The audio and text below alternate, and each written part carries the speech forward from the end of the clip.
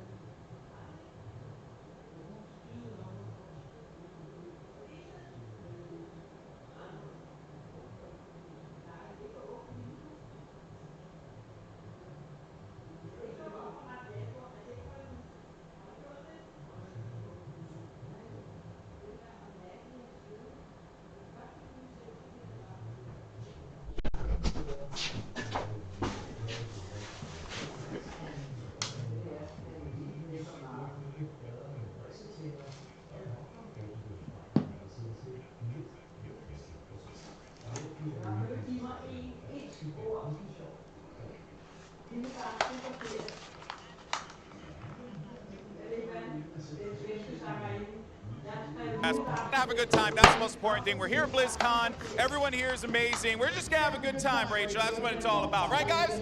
Right. That's right. Yes. Have a good time. That's the most important thing. We're here at BlizzCon. Alex, you Everyone have been here is involved in the amazing. We're just Overwatch gonna have a good community, time, esports Rachel. community That's at what it's large, all all about, right, year guys? long. BlizzCon is an incredible Yes. gathering There you of go. all That's the these most important thing. We're communities. here. So tell me what you've seen over the year and what you're most excited to see kick off here at BlizzCon. You know, I just want to know about the future. That's it. I want to know what we have coming up next. I have no idea. People have been coming up to me saying like, oh yeah, you know, Gold Boy, you've been in the hot tub, you got the leaks, you got the juice. I don't have anything. No one tells us Boomer anything, and it frustrates me. I want to know all the good stuff, and we're going to find that out in a little bit. It's going to be awesome. Absolutely, we're getting closer and closer to opening ceremony. So Alex, I'm going to send you back to the Overwatch World Cup duty. Ladies and gentlemen, I'm going to need you to keep your booties in the seats because it is time to send it back to Malik and Michelle to get us that much closer. Rachel, thank you so much. Thank you, Golden Boy. All right, we are now joined here at the desk by Esports Global Director Sam Braithwaite for BlizzCon Esports. Hello. I don't want to be left out. What's going on? So let's jump right into it because we got opening ceremony here. Let's talk StarCraft. We have Cyril who's had some back-to-back wins. What do you think we're going to be looking forward to? Yeah, so what's actually cool about StarCraft is StarCraft actually kicked off last week for the opening week in Seoul. It's the 16 best players in the world competing for $600,000. We have 8 players coming from the GSL circuit in Korea. We have 8 players coming from the WCS circuit in the rest of the world. And they're going to be battling it out. Cyril is absolutely storyline to watch. She's a Finnish superstar, the first non-Korean to ever win a global finals, but there's 7 people here that are going to make sure that he doesn't do it again. The 2 that I'm looking out for is one, Rainer, who is a 17-year-old Italian kid who has beat Cyril twice this year in the WCS circuit. His name is Rainer? Rainer. That's so crazy. And then also, out of all the Koreans, I'm looking at Classic. We actually didn't think Classic was going to make it to this tournament. He had mandatory military service. We were able to get an extension from the government. He's been competing in StarCraft forever. He's made it to the top 8. Imagine right before you retire to be able to take the title of world champion. That's cool. That's cool. That's very cool. A lot of stuff to look forward to in StarCraft. So let's keep it moving. On to World of Warcraft. Last year, for the first time, we had the Mythic Dungeon Invitational. It was a big hit, and we're bringing it back this year. So what can we expect from MDI? Yeah. So for MDI, so now it's the Mythic Dungeon International. A little bit of a rebranding that we got there. So that's been an awesome competition. Really what we've been seeing is Method EU dominating pretty much the entire year. Except at the spring finals, we saw their sister team, Method NA, take them down. And going into MDI, it's actually anybody's game. We don't know who's going to win, which I think makes it a great competition. We actually saw Method NA take down Method EU yesterday in some of the preliminary matches and knocked them down to the lower bracket. Wow, that's super exciting. And on the other side, we have WoW Arena. Is there anything we should be looking out for in that competition? So MDI is today, Friday. So if you want to catch that, it's today. The Arena World Championship is tomorrow. That's going to be 8 teams, 4 players each, PvP tournament. For the past few years, it's really been North America and Europe battling it out. But we have 2 dark horses coming in, a team from Latin America and a team from Australia. And so we're really seeing if they can kind of shake up the meta a little bit. Very cool. Let's talk. There's a lot going on with Warcraft for sure, but I'd love to jump into Hearthstone, the Grandmasters Global Finals. You know, we've got VK Lion. She's the first woman to advance to this area. So what can we expect from her? Totally. So VK Lion is the first female player to ever compete in a world championship for Hearthstone, which is super exciting. She's coming from China. In Hearthstone this year, we launched a brand new ecosystem called Hearthstone Grandmasters. It's a league competition. So what we're looking at today is the top 2 players from the Americas region, top 2 from Europe, top 2 from Asia Pacific, and top 2 from China, all battling out for $500,000. We put a new patch in about a month ago, and so the game has a new meta, and it's pretty crazy, and I think anybody could win. Well, I doubt anybody's playing Hunter, but if they are, I hope it's hilarious. 1 person has Hunter. Okay. One person. All right. Fingers crossed. All right. That's gonna be exciting. All right. Well, last but not least, let's go to my backyard real quick. The Overwatch World Cup. I really want to talk this with you. Of course, Team South Korea. They've been dominant. They've won 3 years in a row. Any chance of seeing somebody take down Team South Korea this year? You know, you don't want to say it, but I think everybody wants to see that, right? Everybody at least wants to see somebody put up a threat to them. 3 years in a row is crazy. Going for the 4-peat, that would be insane. But we're really excited to see kind of how that shapes up. Preliminary matches started yesterday. Group stages are today, but if you want to watch it live, we're going to be in the arena all day Saturday, and it's going to be the top 6 teams. It's a lot of Canada fans here. How do you feel like Canada's shaping up? Canada is always looking as a contender. They're top 3 the past 2 years, and you got XQC on it. Everybody loves him. So yeah. What about Team USA? I mean, this is a team that has the Overwatch League MVP and Sinatra on their squad. Yes. Do you think there's a good chance that they are the guys who pull off the upset against Team South Korea? I hope so. I think we're going to see a USA versus South Korea finals. Oh, really? Oh, yeah. Oh, really? Oh, I have another That's question. what you think. That's my opinion. All right. I have another question about World Cup. You guys, things were a little different this year. There were a lot of teams that came from different regions this year, wasn't there? Kind of, how was that yesterday, kind of seeing all these teams come from all these different regions? It was super cool. It was something we really wanted to try different is how do we get more people participating and being more inclusive with the Overwatch World Cup. Just seeing all those different teams coming together, and one, the community surrounding the esports competition was awesome. But to see all the different people from different countries coming and battling it out, it was really cool to kind of see who played well against who. There's some teams that had never even played against each other before, and so it was really interesting to see how the different metas kind of came together. What's it been like for you? I mean, I've been doing this show for 6 years. Yeah. How has it been for you to watch esports grow to what it is today? Oh, it's been awesome. It feels like just yesterday I was here in the fans watching Warcraft 3 being competed. Right. And now we're here. We have, 4 games and 5 competitions across 2 days? I That's remember when it was crazy. just StarCraft, Warcraft. Yeah, That Right? was it. Yeah. And then we have so much prize money up for grabs from all of our competitors. It's really cool to see people train and practice, master their craft for an entire year, and come and compete on the big stage. Like, that's what BlizzCon's all about, you know what I mean? Right. What arena are you going to be sitting in? I have the luxury of being able to visit all of them, but tonight I'm going to be catching the StarCraft finals. Well, Sam, thank you so much for coming and joining us at the desk. Yeah. We really appreciate you coming and sitting down guys. and chatting with us. But guys, let's see how you guys are gearing up for BlizzCon on social media right now. And actually, you know what? Before we do that, let's go ahead and toss things right over to Mythic. Oh, we're going to check in on Mythic Hall again. we'll check in Mythic on Mythic Hall Hall, real quick. what's going on? I guess we are still here for us, but actually right now we are going to go to opening ceremony. But first, President of Blizzard Entertainment, J. Allen Brack, has a message that he'd like to share. How you feeling, BlizzCon?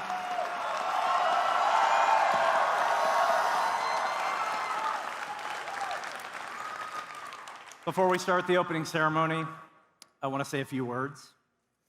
You know, Blizzard had the opportunity to bring the world together in a tough Hearthstone esports moment about a month ago, and we did not. We moved too quickly in our decision-making, and then, to make matters worse, we were too slow to talk with all of you. When I think about what I'm most unhappy about, there's really 2 things. The first one is we didn't live up to the high standards that we really set for ourselves. And the second is we failed in our purpose. And for that, I am sorry, and I accept accountability. So what exactly...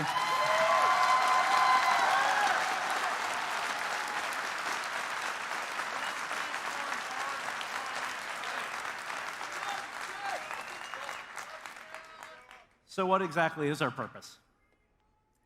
BlizzCon is demonstrating it even as we speak.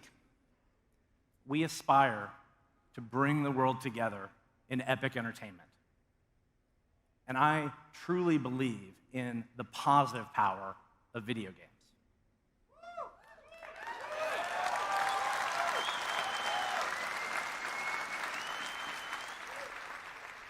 When we get it right, we create a common ground where the community comes together to compete, connect, and play, irrespective of the things that divide us. As an example, BlizzCon has people from 59 countries all around the world here at the show today. That is amazing. And that is the positive power of video games, to transcend divisions that surround us in so many of our places today.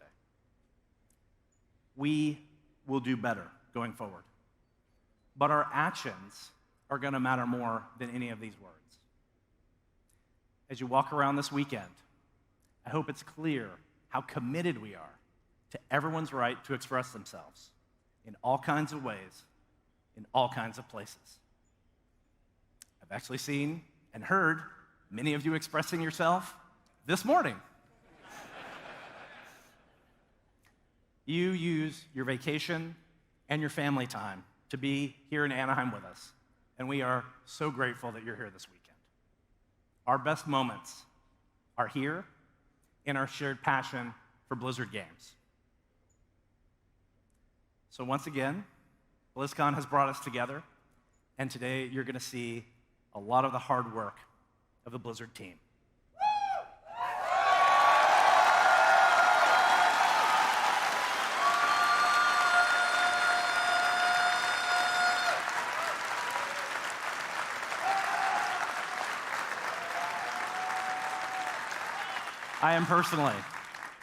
I am personally so proud of what we are building, and I hope you love it too. Thank you for joining us.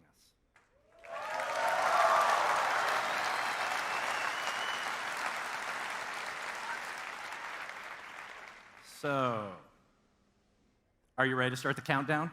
Let's do it.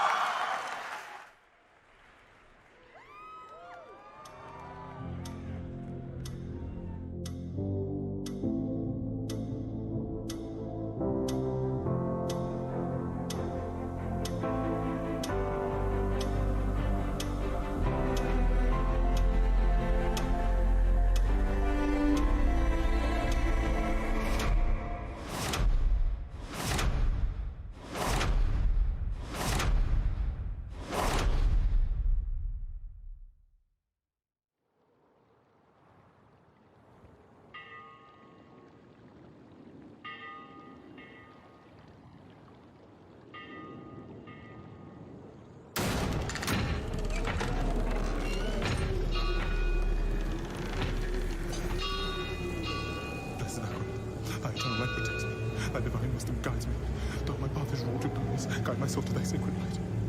Blessed Akrat, thy eternal light protects me. Thy divine wisdom guides me. Quiet.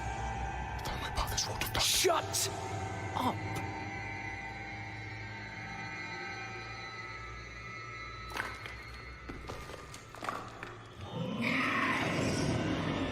They have our scent. Run!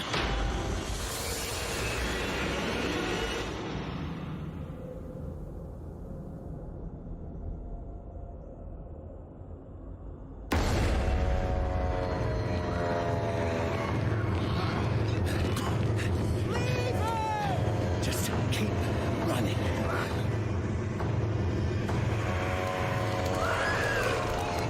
Are you out of your mind? He's not going to make it. He has to. Blessed Akarat, thy eternal light protects me. Thy divine wisdom guides Look at me! All the gold we want is right there. No, I just came here for knowledge. They're coming! I know. Get over here! Now, breach the seal. Get us through that door.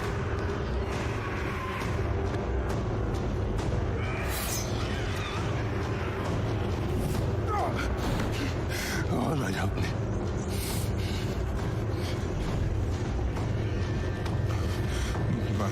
By three they come. By three thy way opens. Blood shows. This doesn't make any sense.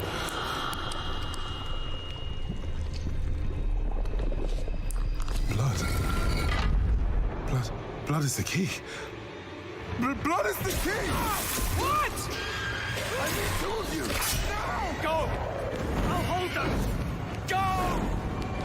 So, it says the blood of the willing goes... You gotta be kidding me!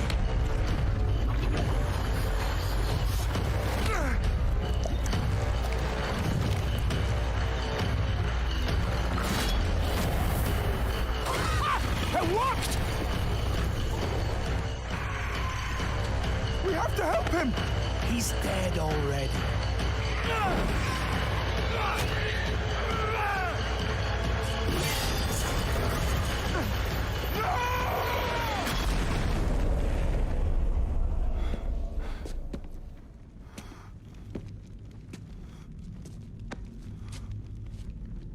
It's a shame he didn't make it. Oh well, cheer up. Gold splits better 3 ways instead of 4. Must be hidden here somewhere. Read this.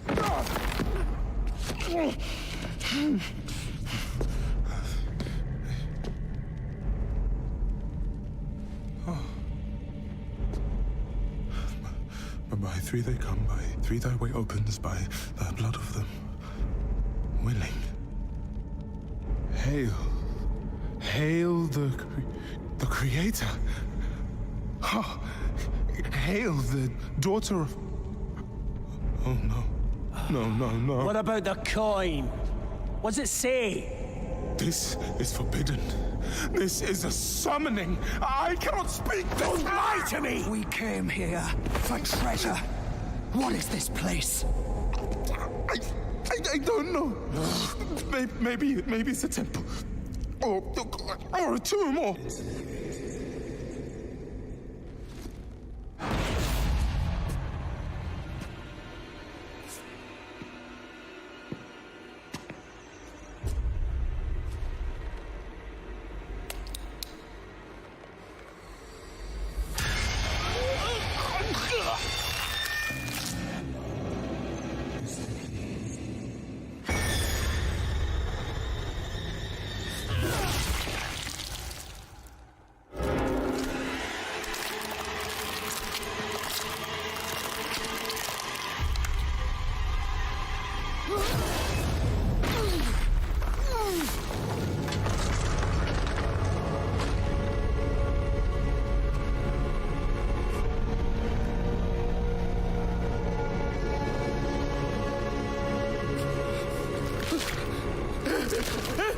Blessed Akrat, thy eternal light protects me.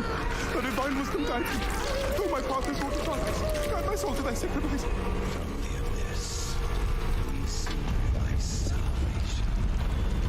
By 3 they come.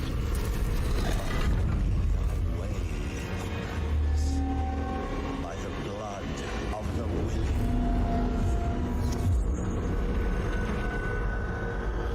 We call thee home.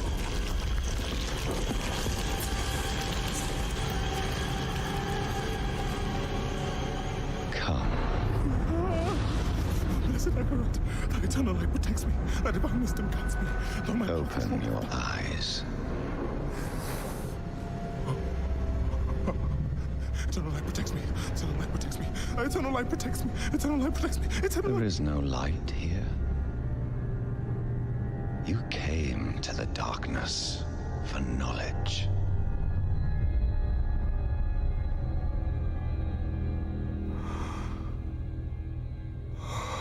Yes. And all the knowledge you seek is here. Surrender. Speak the words. Call her home.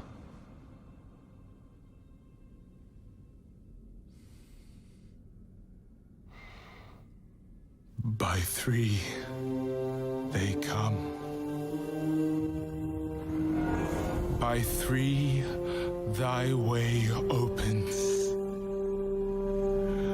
By the blood of the willing, we call thee home.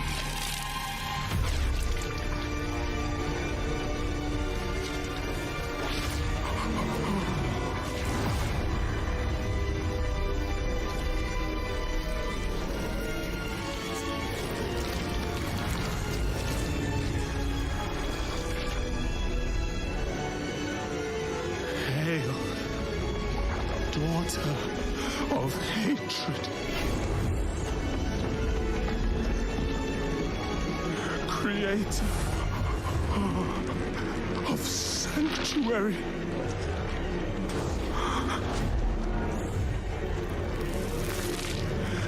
failed.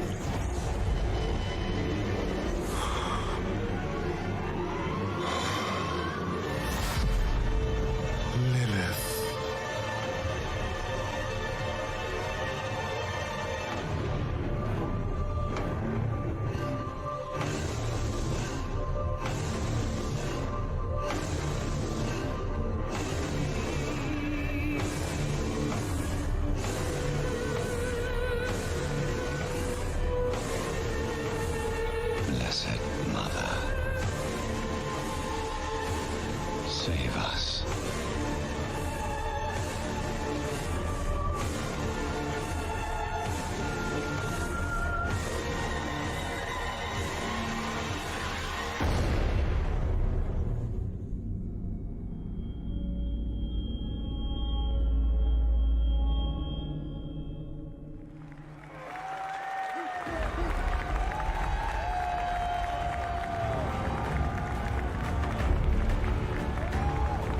Please welcome Game Director of Diablo, Luis Barriga.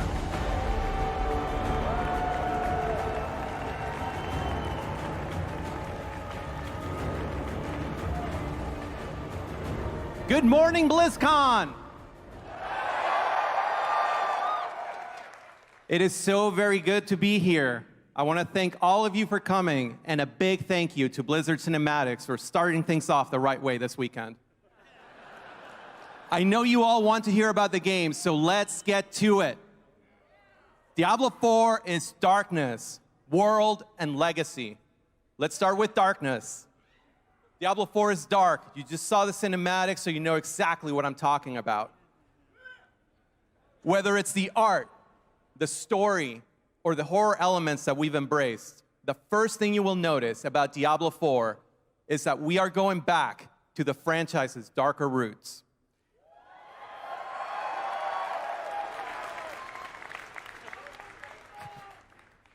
It'll mean blood and gore. It'll mean occult symbols and rituals. More importantly, it will mean victories are neither clean nor guaranteed. We hope you're as excited about that as we are. Then we have world, also super important for Diablo 4, because we've only seen glimpses into Sanctuary in previous Diablo games. But those glimpses have enthralled us and captured our imaginations. With Diablo 4, we want to put the world of Sanctuary front and center. We want every character, every monster, every faction to have a sense of place. Drowned undead that emerge from the coastlines. Brutal goatmen that come from the hills above us. And as we go deeper and deeper into the depths below, a truly dark, gothic, and medieval version of hell.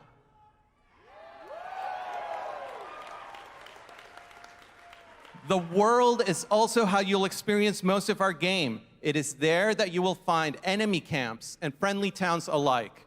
It is also where you'll find players to interact with, whether it's to trade with them, group with them, or should you choose to do so, murder each other in PvP zones.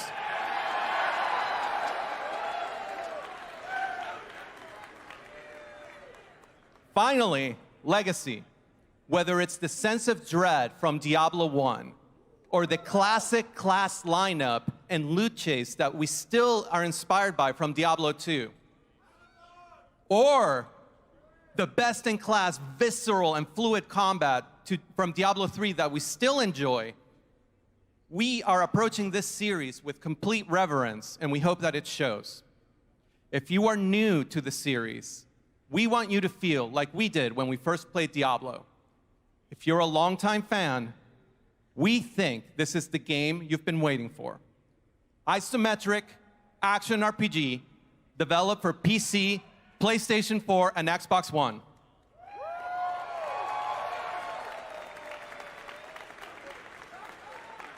On that note, we want to offer you a first glance at Diablo 4, along with our first three classes: the Barbarian, the Sorceress, and the Druid.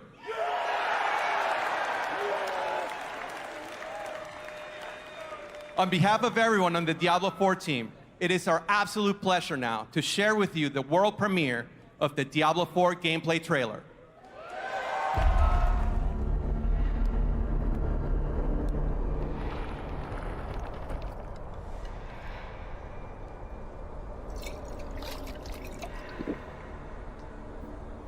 The dream continues to haunt me, old friend.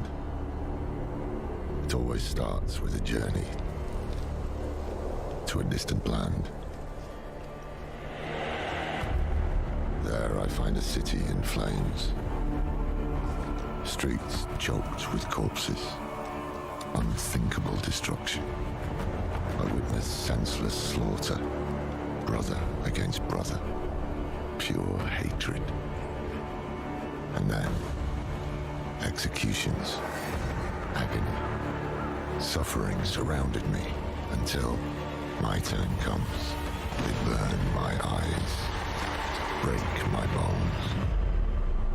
I awaken in terror.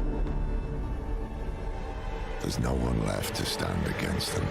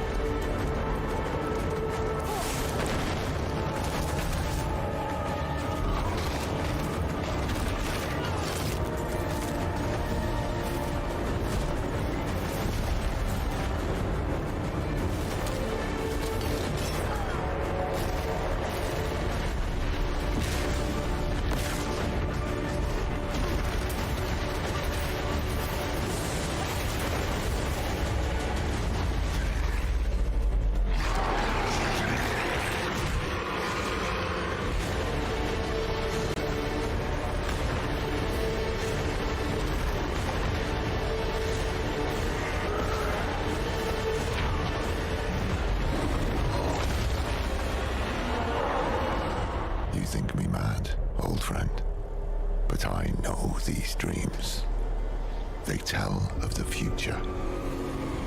Hell is coming, brother. Hell is coming.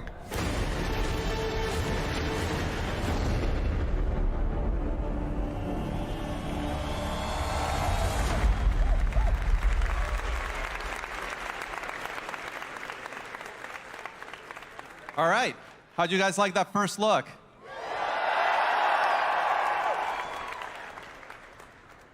We have a super exciting next couple days ahead of us. We have panels where we're gonna go deeper into the features, the systems, the world, the art of Diablo 4, starting with an unveil panel right after opening ceremony on this stage. But that's not all. The team's been working super hard on the game, and therefore we've been able to bring a little bit of that, a little taste for that. That's right, we have a very early look, a demo, playable, on the floor today, right now. We hope you have as much fun playing it as we did making it. And once again, on behalf of the game team, thank you all, and see you in hell.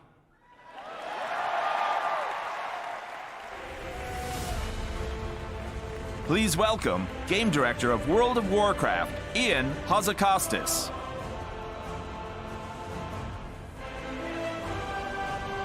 Horde! Where are you? Alliance! Let me hear you! Protoss, Terran, Zerg! Heroes of the Storm! Legends of the Tavern! Heroes of Overwatch! And soon, ready to battle the minions of hell in Diablo 4, the brave souls of Sanctuary.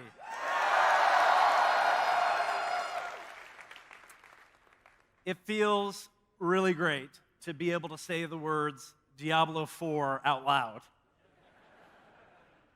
We use code names when we're working on the game, and we train ourselves not to reference the real name. And so when we're able to kind of come out and finally say Diablo 4, it feels a bit wicked.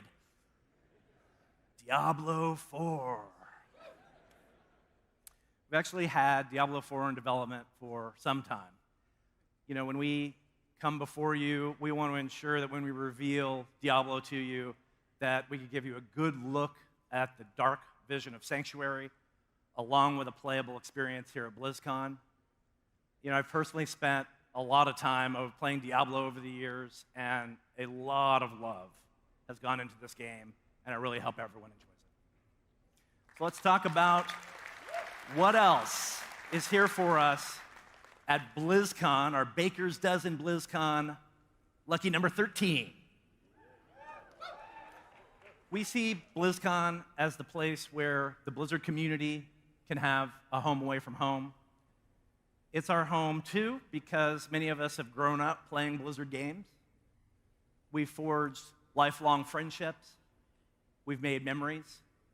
And we've also had a lot of fun over the last 28 years. This year, for the very first time, we've set up something to honor that legacy and celebrate the beginning of what's made Blizzard great. Celebrate the games and the communities that we have.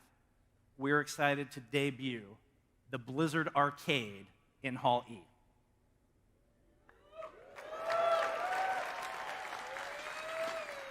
The Blizzard Arcade has an old school arcade vibe. Gather there with friends, play some games, and experience some of the earliest things that Blizzard has ever made.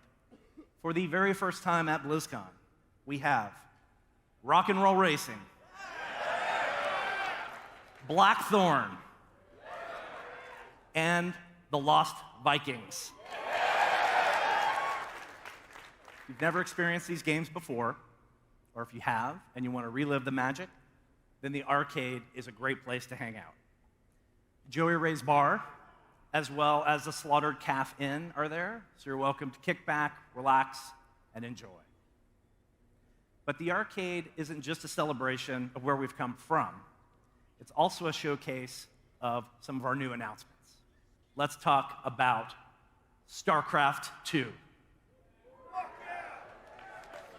If you're a StarCraft fan, we have two exciting things for you in the arcade. For several years, we've been working with Google and the DeepMind Artificial Intelligence Project. The DeepMind group has taught agents how to play the game as part of their AI research. And I'm excited to say that for the very first time, players are going to be able to pit themselves against DeepMind AI agents right here on the show floor.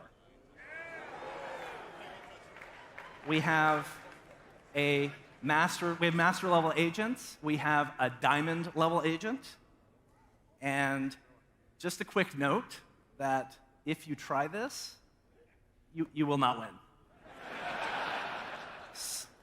3 of you will win. I won't win. For StarCraft 2 fans, we've also been really hard at work on bringing an iconic villain to life. I'm excited to announce that the leader of the Sons of Korhal and the ruler of the Terran Dominion, Arturas Mengsk, is coming to the game later this month as the next co-op commander. Mengsk is unlike any commander that you've ever played, and at BlizzCon, he's loaded up and ready for you in the arcade. Let's talk Heroes of the Storm. For Heroes fans, the team has brought Deathwing the Destroyer into the Nexus. Deathwing is actually the most requested hero of all time, and we're excited for you to have an opportunity to play. Deathwing actually has 2 forms with 2 different sets of abilities, bringing the iconic World Breaker fantasy to life. And Deathwing is playable here for the very first time in the Blizzard Arcade. In addition, everyone with a BlizzCon or virtual ticket will automatically receive Deathwing when he enters the Nexus.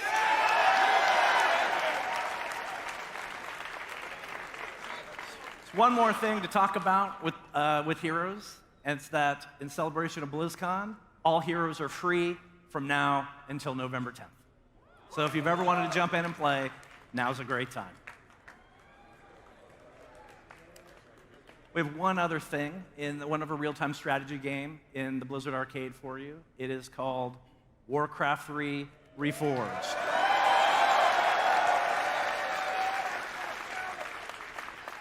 We recently started the beta, and we're ready to expand the pool of testers. So everyone here, everyone watching with a virtual ticket, you'll all have beta access to Warcraft 3 Reforged starting Tuesday. And we'll announce the release date for Warcraft 3 Reforged soon. This month is an important one in Warcraft history because we are celebrating both the 25-year anniversary of Warcraft and the 15-year anniversary of World of Warcraft.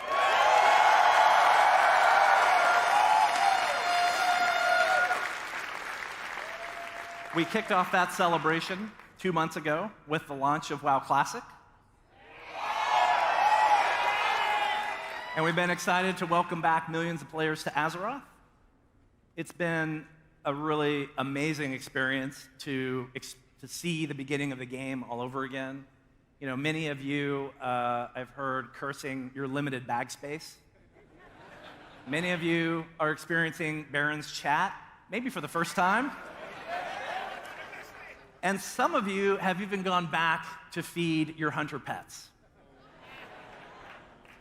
It's part of that anniversary celebration.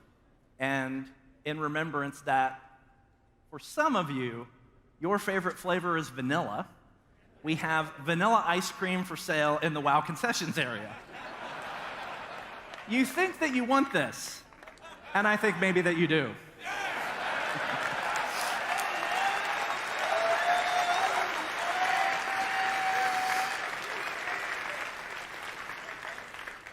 BlizzCon isn't just a celebration of our games, it's also a celebration of the players who play them. And here you can see some of the most skilled pro players compete in our games. I want to thank everyone out there for giving your energy and your support to your favorite teams and favorite players. About a month ago, we held the grand finals for the Overwatch League in Philadelphia. Congratulations to the San Francisco Shock and 2019 MVP Sinatra. Next season, the league is moving to a home and away format, and that means there's competition taking place in 20 cities all around the world. And this is the very first time that something like this has been done in esports. And so it is a great time to be a fan of the Overwatch League, and it's a great time to love Overwatch. At BlizzCon this weekend, the best of the best are going to battle it out in the Overwatch World Cup, featuring more than 30 country-based teams from all around the world. We'll also be celebrating champions and crowning champions for StarCraft II World Championship Series, the Hearthstone Grandmasters, the WoW Arena World Championships, the WoW Mythic Dungeon International Tournaments. BlizzCon has been home to some great moments in esports history, and we're excited to watch the action unfold over the next 2 days. This weekend isn't just about celebrating our pro players, it's also celebrating with you, the Blizzard community. One of the highlights of the show is our community night contests, and for me, that's actually my personal favorite of the show. I am pleased to announce that Darren DePaul, voice of Reinhardt, among other famous Blizzard characters, has returned to host.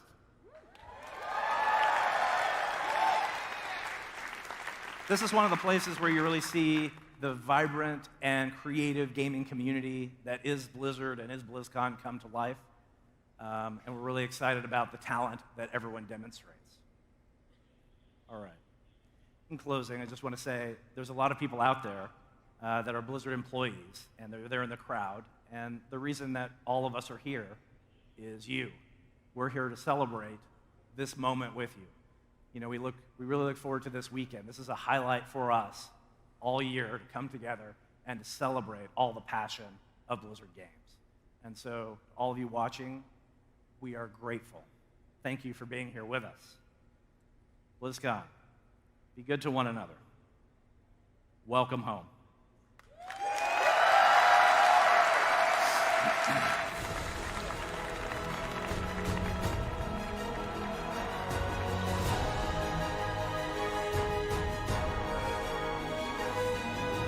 Please welcome Game Director of World of Warcraft, Ian Hazakostas. Hello, BlizzCon!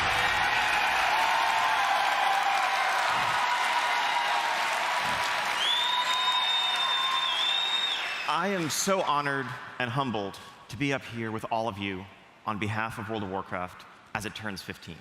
This is a game that's been at the center of my life for every one of those 15 years. I think 15 years ago on this day, I think I was wandering around looking for stores that were still taking pre-orders of World of Warcraft so that I could jump in there on day one right with everyone else. And just over 11 years ago, I had the privilege of joining the development team to start to try to give back to this game and to this community that have given me so much. And here, in this 15th anniversary year, it's been a great year for World of Warcraft. Just taking a look back, we kicked things off with the Battle of Dazar'alor, an Alliance and Horde going head-to-head in a raid zone for the very first time. Moved beneath the waves with our Rise of Ashara update. Along the way, we've seen the Kultiran join the Alliance, and the Zandalari Trolls bolster the ranks of the Horde.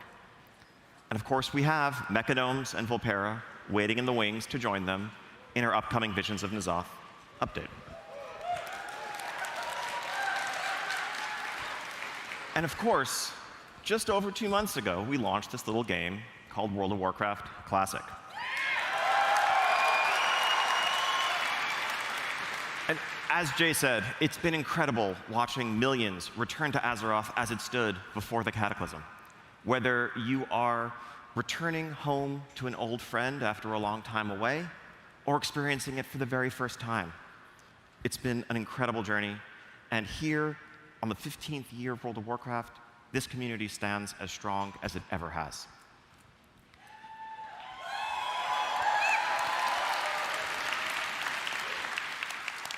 Speaking of Classic, I'm excited to announce that we have our next update to Classic just around the corner. In about a week and a half, the week of November 12th, we'll be enabling the world bosses, Azuragos, and Kha'Zix, but most importantly, the PvP honor system. So if you still have any quests to finish up in Hillsbrad, I would recommend you get those done between now and then. Just a hunch. A couple of weeks ago, we released Dire Maul, and we have Dire Maul playable here on the show floor today. So grab some friends and check it out, or make some new ones. Speaking of the strength of the WoW community, I think one of the greatest sources of pride on our end as the development team is being able to work with the community and harness the power of this incredible community in support of some incredible charitable causes. This year, I'm happy to announce that we're working with not one, but 2 different charities that both work on behalf of children around the world. The first is the Make-A-Wish Foundation, an incredible group that tries to grant wishes to critically ill kids. And honestly, we've had the pleasure of working closely with them over the years. I want to give a shout out to an inspiring young woman named Amara who visited us and who we worked with just a couple months ago. The second organization is We.org, which works to provide food, water, shelter, educational opportunities, and more to children in need around the world. So next month, I'm happy to announce and introduce a pet that's going on sale, the adorable Dottie, the baby alpaca.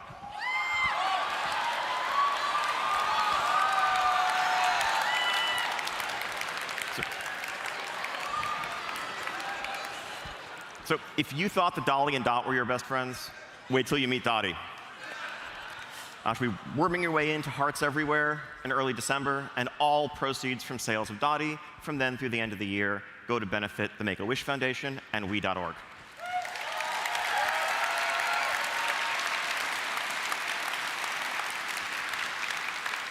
But back in Battle for Azeroth, the year's not quite over.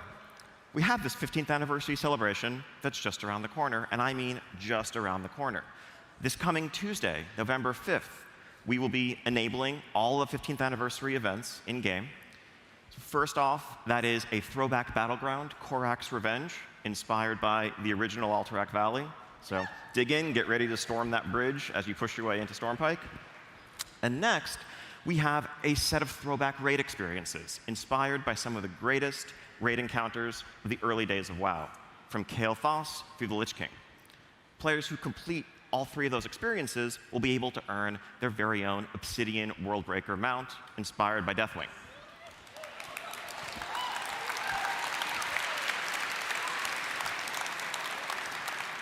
And everyone who logs in during the 2-month celebration will get their own little Lefarian pet. Now, for those of you here in attendance at BlizzCon in person, we have a second 15th anniversary celebration in store for you. Please join us tonight at 8:30 outside the Arena Plaza for a toast and a celebration with the World of Warcraft team. A toast to 15 years of World of Warcraft, 25 years of Warcraft, and to the best that is yet to come.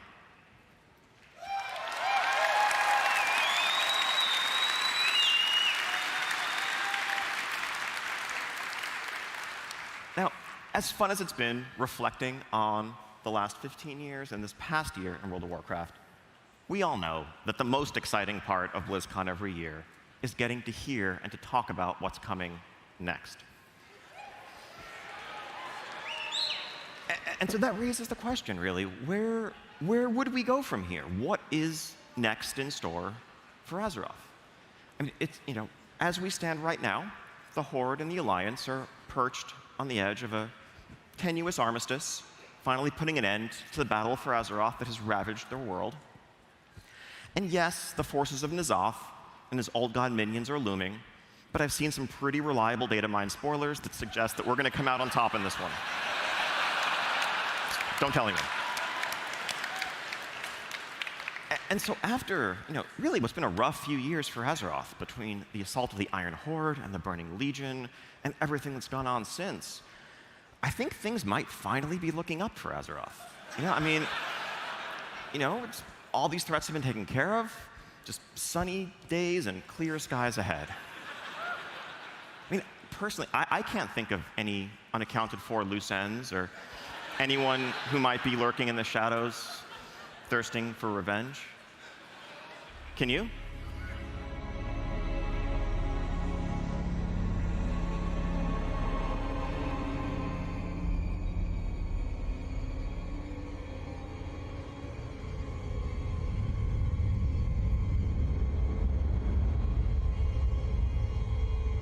Ice Crown.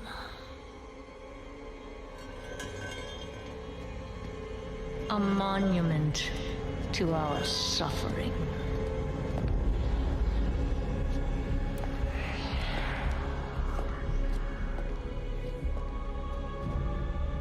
The veil between life and death. Where a usurper sits on a frozen throne.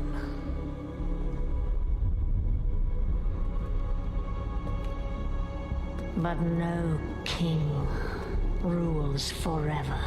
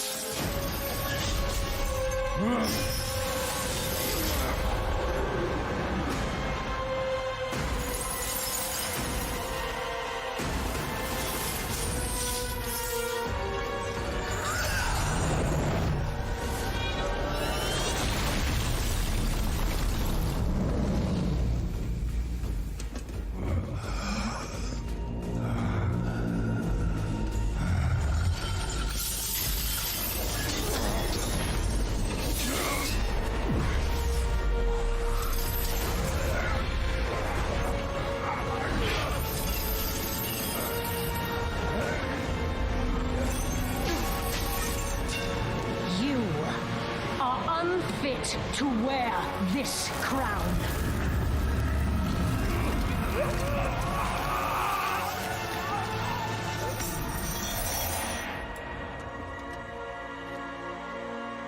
To wield so much power. That power will be your prison.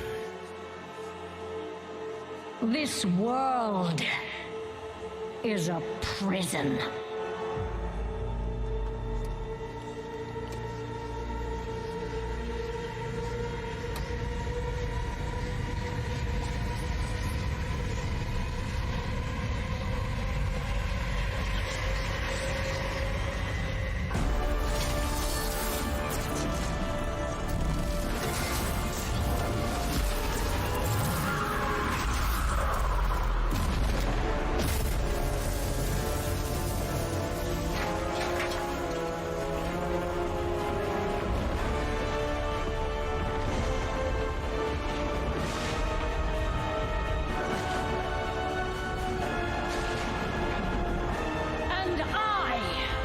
Set us all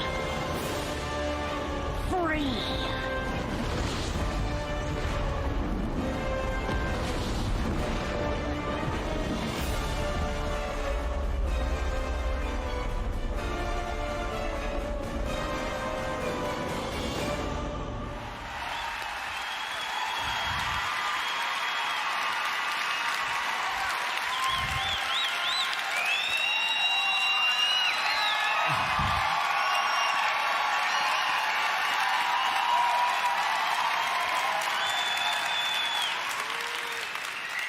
So now do the blue eyes make sense?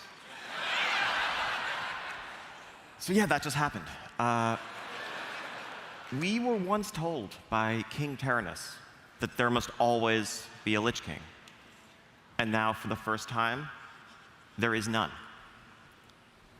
Sylvanas herself warned us that in the end, death claims us all. Well, death is coming for us.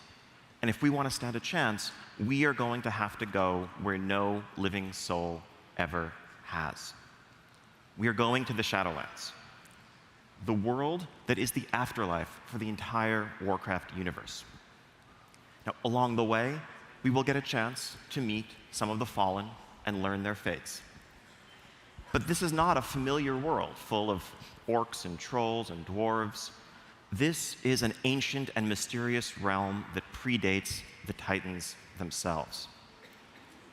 It is the source of the power of the Scourge that we have seen, true, and it's the power upon which Death Knights draw, but it's also the origin of the noble Valkyr and the spirit healers that guide us back to the land of the living when we pull a couple mobs too many. Not that anyone's ever done that. It's where spirits of nature go to begin a cycle of rest and rebirth, and so much more. Let's take a look at this wondrous world that we are set to explore. The jailer of the damned. A grim task, which I have failed. Now the eternal veil screams, torn asunder by her. Within the realm of shadow lies the darkest of terrors, which should never be set free.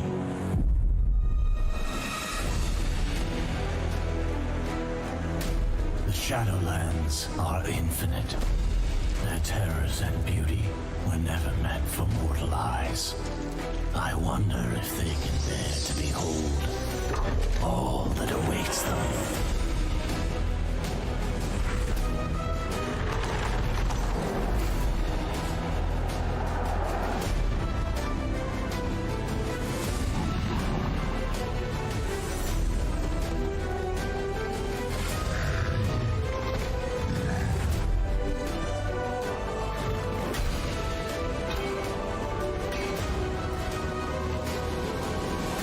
Denizens of this realm are the key to restoring the balance between life and death, if their trust can be earned.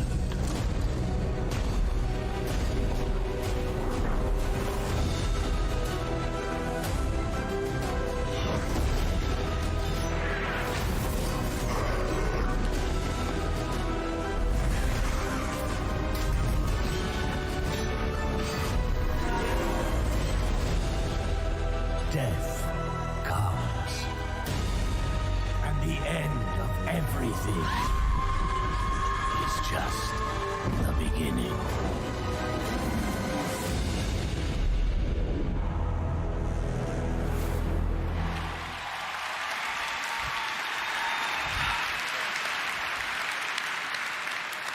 So World of Warcraft Shadowlands is coming next year, and it will be available for pre-purchase today. That is just a little glimpse of this incredible world that awaits us. Ahead of us lie many fateful decisions, because at its core, Shadowlands is an expansion that is built around the idea of choice. Agency and self-expression in the rewards you pursue and in the allies with whom you cast your lot. I know you have a ton of questions, like what the heck is a covenant? What is that tower that's sticking out of the sky above Icecrown? What other changes are coming to World of Warcraft? And so much more. So we have our first panel for you at 2:30 on the Mythic stage, the World of Warcraft What's Next panel, where we'll dig into that and much, much more. Also, playable here on the show floor, we invite you to journey into the zone of Bastion and to begin to explore the Shadowlands.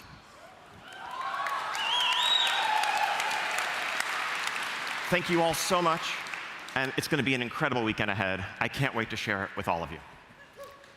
And now, it's my pleasure to turn things over to Ben Thompson on the Hearthstone team.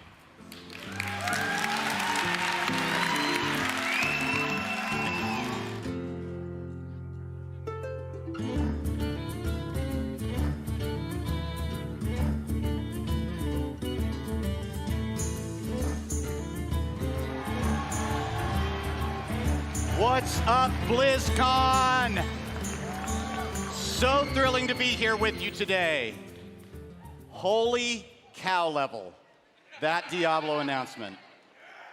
And World of Warcraft Shadowlands, you gotta be kidding me. I am so excited for what we are showing you here today. I don't know about you, but I cannot wait to play some games. Can you? Look, whether it's demons crawling out of the very bowels of hell, or the skies above us shattering to pieces, it is clear that Blizzard loves telling you a good story. Sometimes we feel, however, that you shouldn't have to leave the safety of the tavern to enjoy a good tale.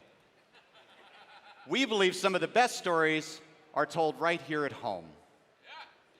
Take, for instance, the story that we've been telling you this year, in the Year of the Dragon.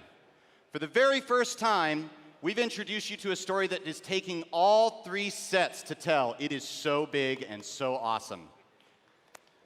We have been having a lot of fun putting it together. We cannot wait to show you how it all comes to an end. But let's talk a little bit about how it all began. The Rise of Shadows, you were introduced to the formation of a League of Evil.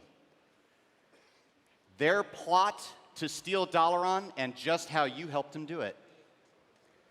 This was followed by the Saviors of Uldum, as you and the League of Explorers answered the call to adventure and crossed the desert sands, seeking to wipe out the plagues that Rapham and his followers had set loose upon the world. Well, that brings us to our third and final chapter, does it not? The curtain rises on a shimmering twilight sky across a blanket of snow. A chill wind gusts across an ancient field of bones.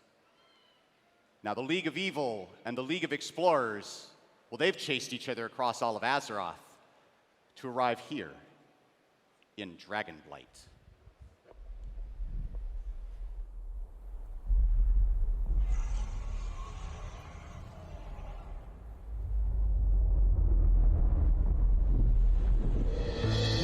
Is this the end? Our heroes can't fly. They fall like shooting stars.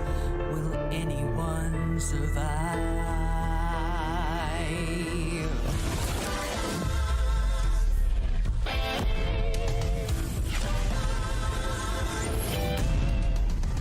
Dragons take flight above the ice and snow. High in the sky where the cold wind blows. Wings beat down as they beat back foes. Flaming hot fire over frozen bones. Good unites against evil they oppose. They ride or die as the legends grow. We must not just search to the hero. There are no silence in this combat zone. Beats midair, yeah, it's a chiller. Life and death, yeah, it's a killer. They go round and round, let the beat down pounds. Aerial thrills, yeah, it's a thriller. The sky's filled with trauma and all of this drama. Pretending and impending, yeah. Crash down. It's dragons descend.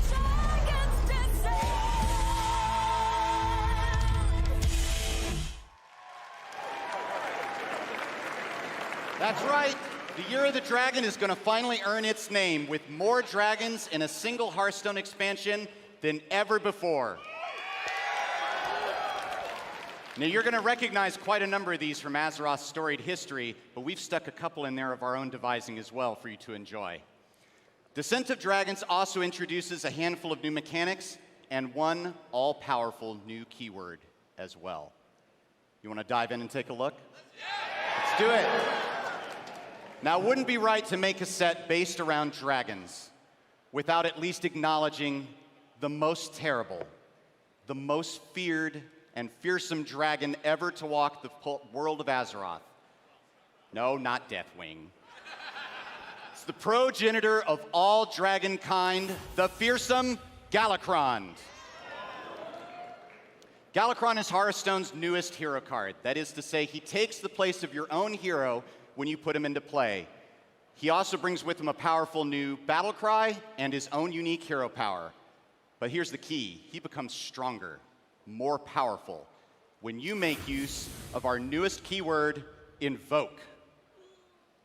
It's important to note here that Invoke has its effects on Galakrond, whether he be in your hand or in your deck. And by doing so, you will allow him to achieve his second form. Gets a bit stronger. Now, believe it or not, there are actually those who eagerly await Galakrond's return, those who praise his name across Azeroth. And as a result, the Invoke keyword will occasionally show up on some neutral cards as well. Doing so will allow you to achieve the most feared and third final form of Galakrond, that of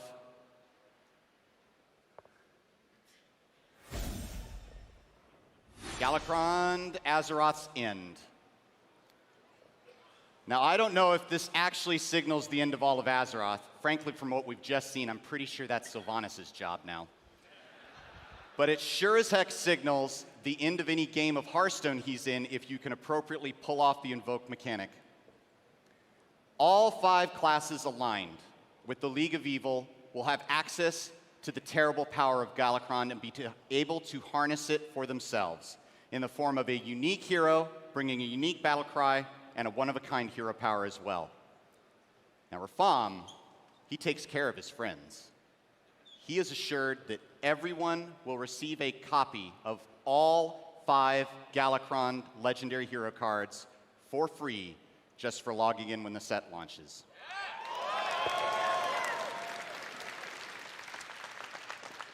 But you may ask, what of the just and noble? What of those pure of heart or more on the side of good? Where are my League of Explorers in this? Well, there are plenty of our winged friends eager to join the fight for good as well. You all know Ysera. Let's say hello to the Druid Legendary Dragon, Ysera Unleashed. She's my favorite too. And finally, what would a dragon be without their fearsome breath weapon? If you're a shaman, you're gonna have access to lightning breath here. Yeah, we see all our dragon priest friends out there. You look like you're having a good time. We just think it's time to open up the party a little bit. You see, with every class in Hearthstone will receive a legendary dragon, each and their own. We're sure to see their presence being made known in the meta as soon as we release this newest and final chapter to the trilogy on December 10th.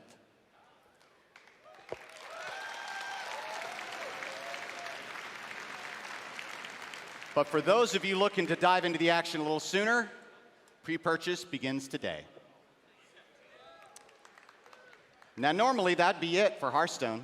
We've given you an amazing new set, an awesome new cinematic, and a song that I know I'm gonna be humming for the rest of the weekend. But we're not done. We wanna leave you with something a little special before we go. As Hearthstone players ourselves, we all continue to enjoy a variety of ways to play this game we know and love. Whether it be in the arena mode or tavern brawl mode, we enjoy thinking of the cards we build and craft and play, and the decks that we put them in different ways. That's why the Hearthstone team is excited to announce today an entirely new way to play this game. And it's a new mode that we like to call Hearthstone Battlegrounds.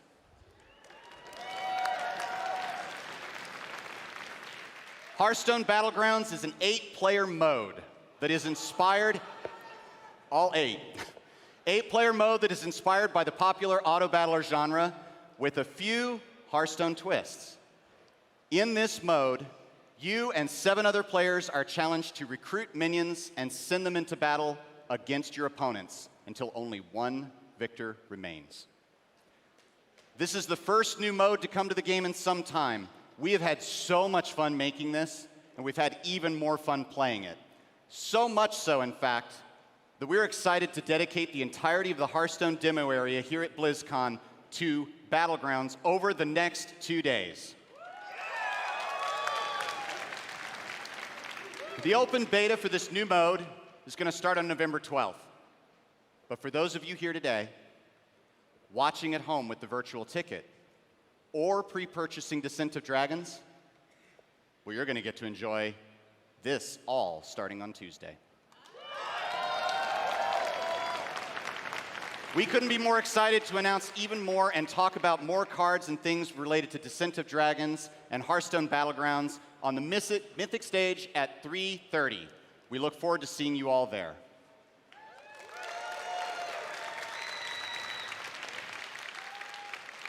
From the very beginning, Hearthstone was always intended to be a warm and welcoming place. It's a place and a home far away from a confusing and often frustrating world outside the tavern. It's a place to set down our swords, join our friends, and gather around the fire. With the return of the Hearthstone Tavern here at BlizzCon, we hope you do just this. We absolutely invite you to come by and tell us what you think of the new mode. And we love answering questions about the newest set.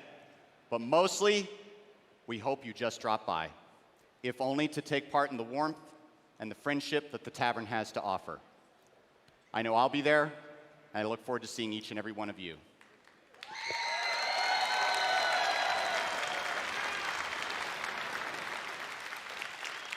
I don't know about you guys, but I really need to see what Overwatch has to offer, don't you? Let's go take a look, shall we?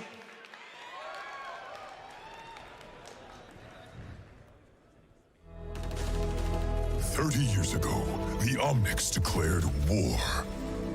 Overwatch was created to rescue humanity from the Omnic crisis. We became the greatest champions of peace and progress mankind has ever seen. Everybody knows Overwatch got shut down. Half of them are just mercenaries now. The people decided they were better off without us. They even called us criminals. They tore our family apart. Papa told me, after so many years of service, you gave Overwatch everything, and then they pushed you out. Real life is not like the stories our father told us. You were a fool for believing it so. Perhaps I am a fool to think there is still hope for you, brother. Human, machine. Before me, I see the future. Humans and Omnics standing together.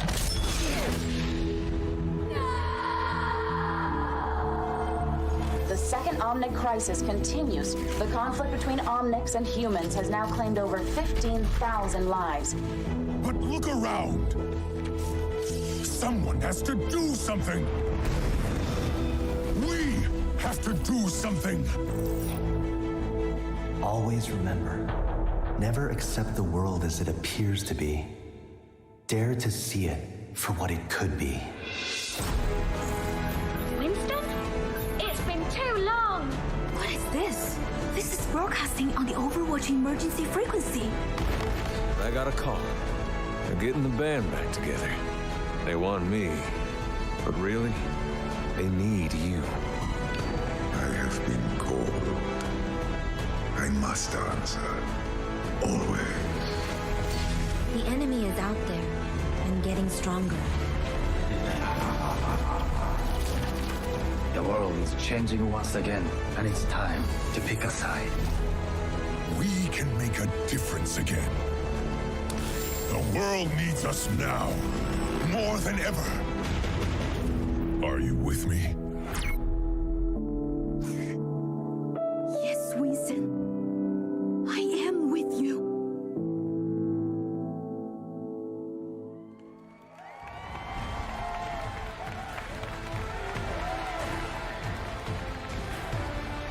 Please welcome Game Director of Overwatch, Jeff Kaplan.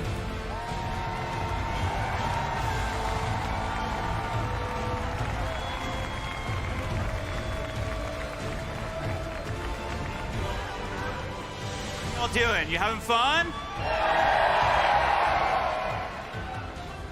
BlizzCon is so edgy this year. I wore black. It's kind of like dad edgy because it's got a giant pink bunny on it. So I didn't quite get there. So I feel like you and I, and you know who I'm talking to, I feel like you and I have been together for a very long time. Like, we remember when WoW Classic used to be called WoW.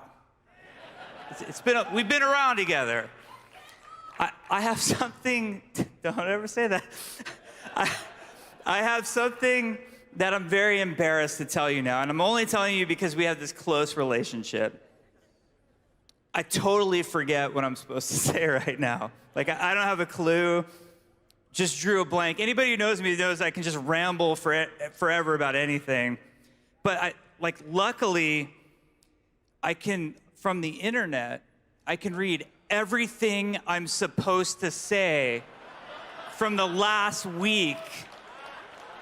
Thank you so much for helping me with that. Oh my gosh. That was so sweet. The team really appreciate it. Actually, if you want to know how game developers feel about leaks, the WoW team made a cinematic called Shadowlands. And picture my face where Sylvanas' was. And then instead of that helmet, it was my cell phone.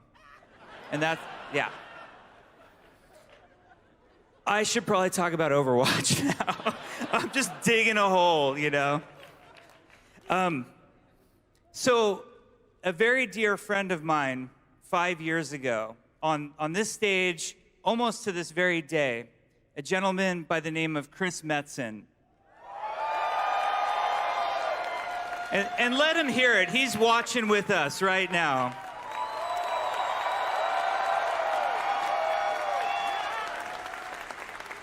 Chris came out 5 years ago on this stage, and he said it's time for a new adventure, and he wanted to take us all with him. And he came out and he announced Overwatch, and it was one of the most special moments of my life. And the women and men who work on Overwatch have been working so hard to make something very special. And today they'd like to dedicate that to you. So please enjoy.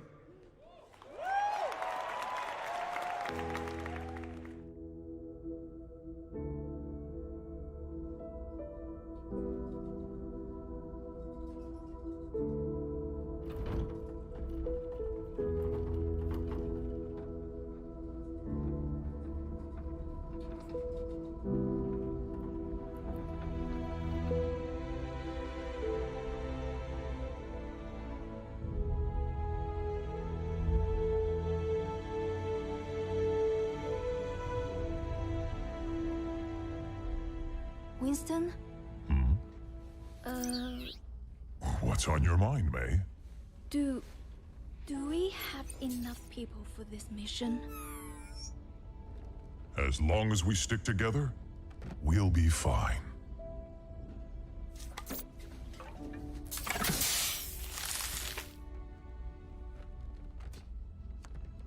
If you're going to show, now would be a good time. Attention! This is your captain speaking. We are on final approach to Paris. That's our cue. You may now power on your electronic devices. Weather is mostly cloudy, with a 100% chance of null sector invasion.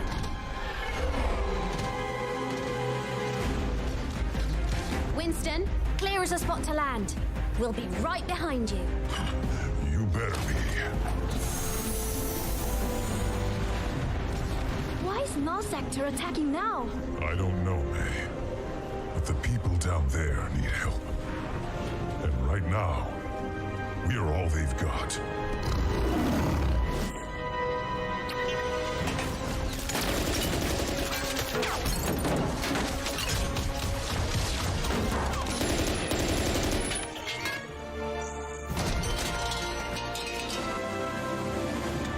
Bonjour, officer. We're here to help.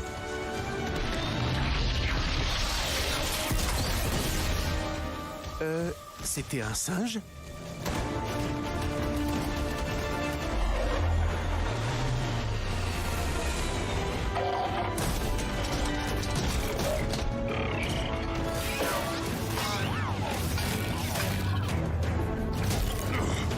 Good work, May. Thanks!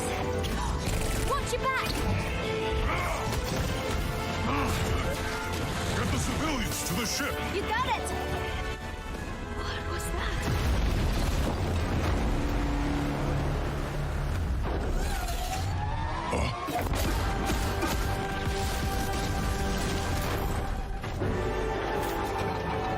Take cover!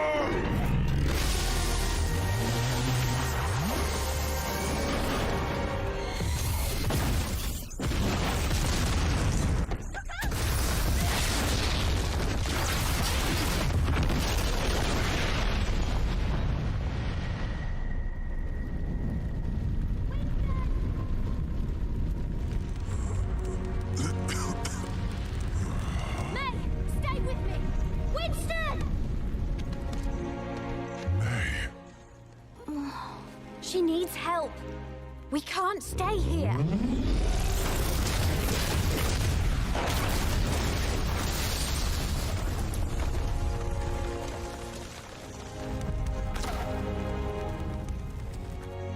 Tracer, get everyone out of here. I'll hold the line.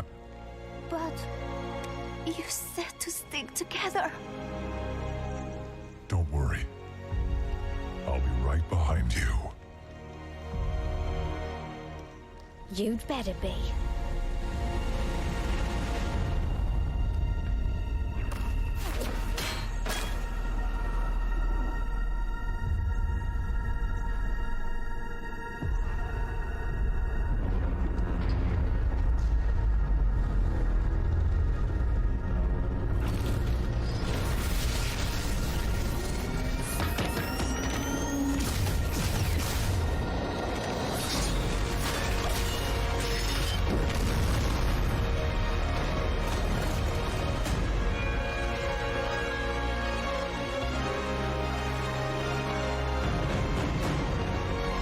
energy.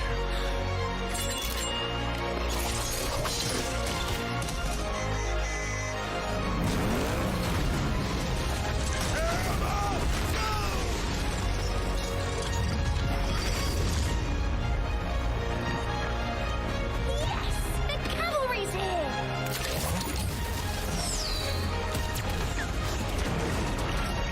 Hello, Winston! Echo!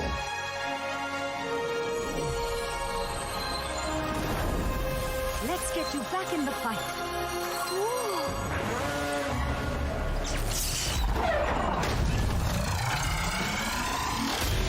Interlock shield! How are we going to stop this thing? May, your backpack! Huh? That could work! Trissa, pulse bomb! Here you go! This is getting hot!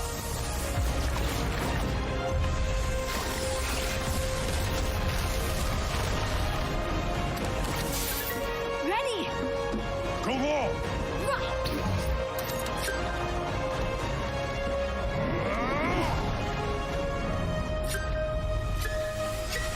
Got it!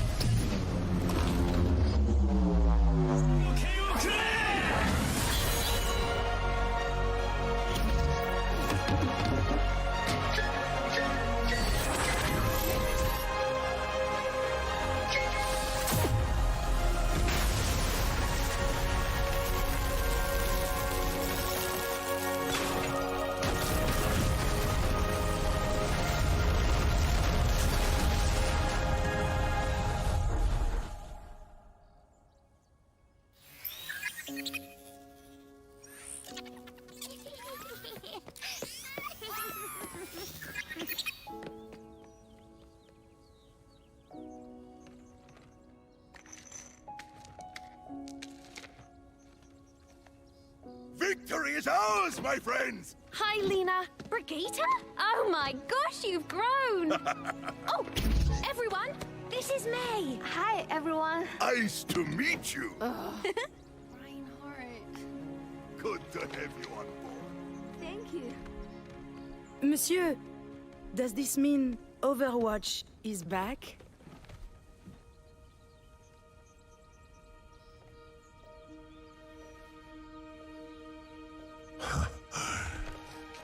Yes.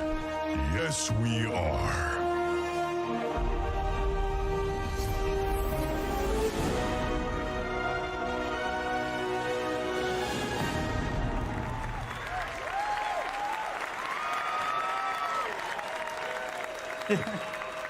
Did you like it? Did you enjoy? Awesome. On behalf of the Overwatch team, I am extremely proud and excited to finally and officially announce Overwatch 2. Now, I know you have a lot of questions, but we always feel like our games speak for themselves, so let's take a look at the gameplay and then we'll talk. We're being overrun. Null sector is everywhere. I'll hold them as long as I can. What are you doing here? It's happening again. Paris was just the beginning. This is a global invasion. So, how's Overwatch enjoying our city? It's beautiful, except for all the killer robots. Look up there. That's the command ship. Then we know what we have to do. Oh, yeah! You're with me. We're getting aboard that ship. I knew you would return one day. It has been too long, Master. I can't do this. You've made your choice. Nobody will stop us. Trouble is cropping up all over the world. It's not just Null Sector. A lot of lives are riding on what we do next. We'll have to fight. One city at a time. Let's get them, Brigitte. I've got you, Papa. Watching your back. Now that's teamwork.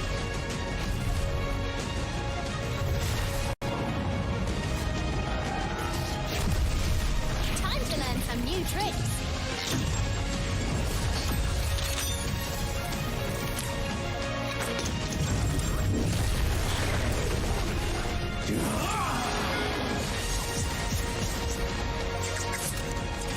Hey, chill out. Hammer strike! Do not worry, I will push it. Okay, other direction. I am good at pushing things.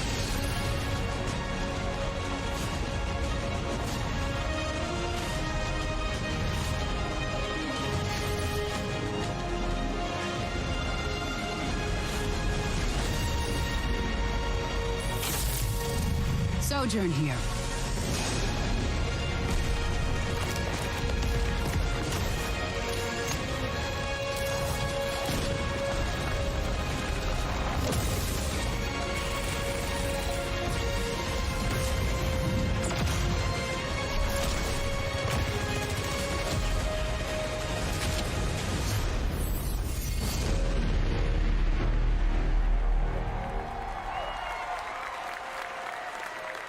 Oh, we are going to have so much fun. It is going to be so awesome. So, we have a lot to talk about, right? First and foremost, you have to remember that Overwatch is a team versus team 6v6 competitive experience. And there is no way we're losing that at all. In fact, that's a huge focus. So Overwatch 2 will have a brand new core competitive game mode called Push. Now, what I mean when I say core is that you will play this in quick play, it will be played in competitive, and it will also be played by the Overwatch League. So we're really excited to finally add a new core game mode. Now, we want everybody here today to have a chance to play it and tell us how awesome and balanced it is. So you can play on a brand new map, which takes place in Toronto, our first Canadian map. It's over in Hall A, so we invite you to come play the demo. We think it'll be awesome. Now, when I talk to lots of you, there's a common request that you want out of Overwatch, and Overwatch 2 is going to deliver on this, and that's for more story and for PvE, for cooperative experiences. Overwatch 2 will feature a ton of PvE content. We will have a complete story experience featuring story missions, the first of which is called Rio de Janeiro, is also playable in Hall A for all of you today. Cannot wait to hear what you think about it.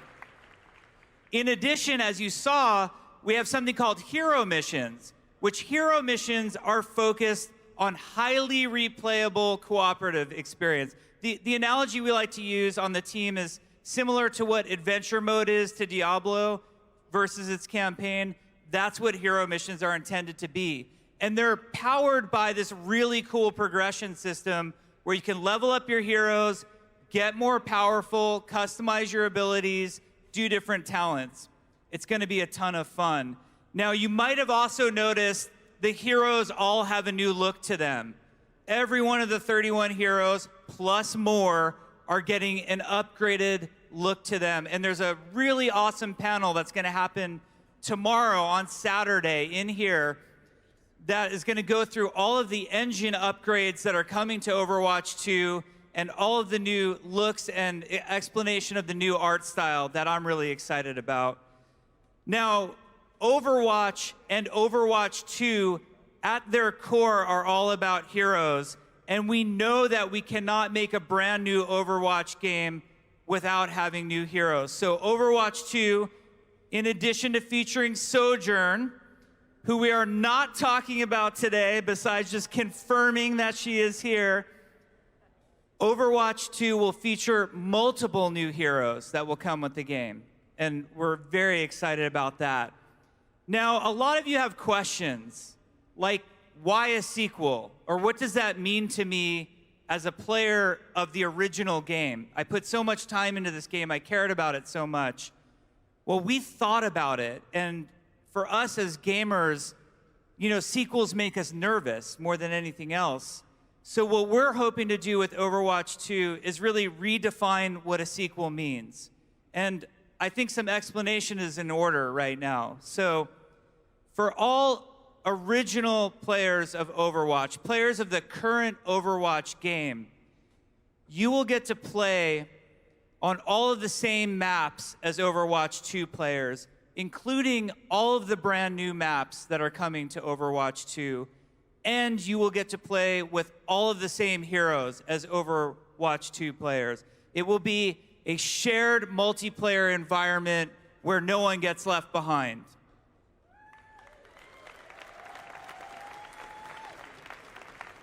The other thing that I think a lot of us are thinking about is all of those cool accomplishments and cosmetics that we've been unlocking over the years. You know, how hard did you work for your Witch Mercy skin, for example? We want to make sure that all Overwatch cosmetics come forward with you into Overwatch 2, so all of your progress matters, nothing's getting left behind, no one's getting left behind. We worked so hard to build this community of over 50 million players at this point. The last thing we would ever do is do anything to split what an amazing community you guys are and how much you mean to us. So Overwatch 2 is going to be amazing. We have a panel right here on this stage at 1:30 where we're going to go into a lot more detail. Now, it's time for BlizzCon. I'm staring, straight down the aisle at those beautiful machines with Diablo 4 loaded on them. We've got World of Warcraft Shadowlands. We've got Hearthstone Battlegrounds. We've got 2 different Overwatch 2 demos. I just want you all to remember how much we all mean to each other, be good to each other, enjoy each other this weekend. Now let's go play some video games. Have fun, everybody.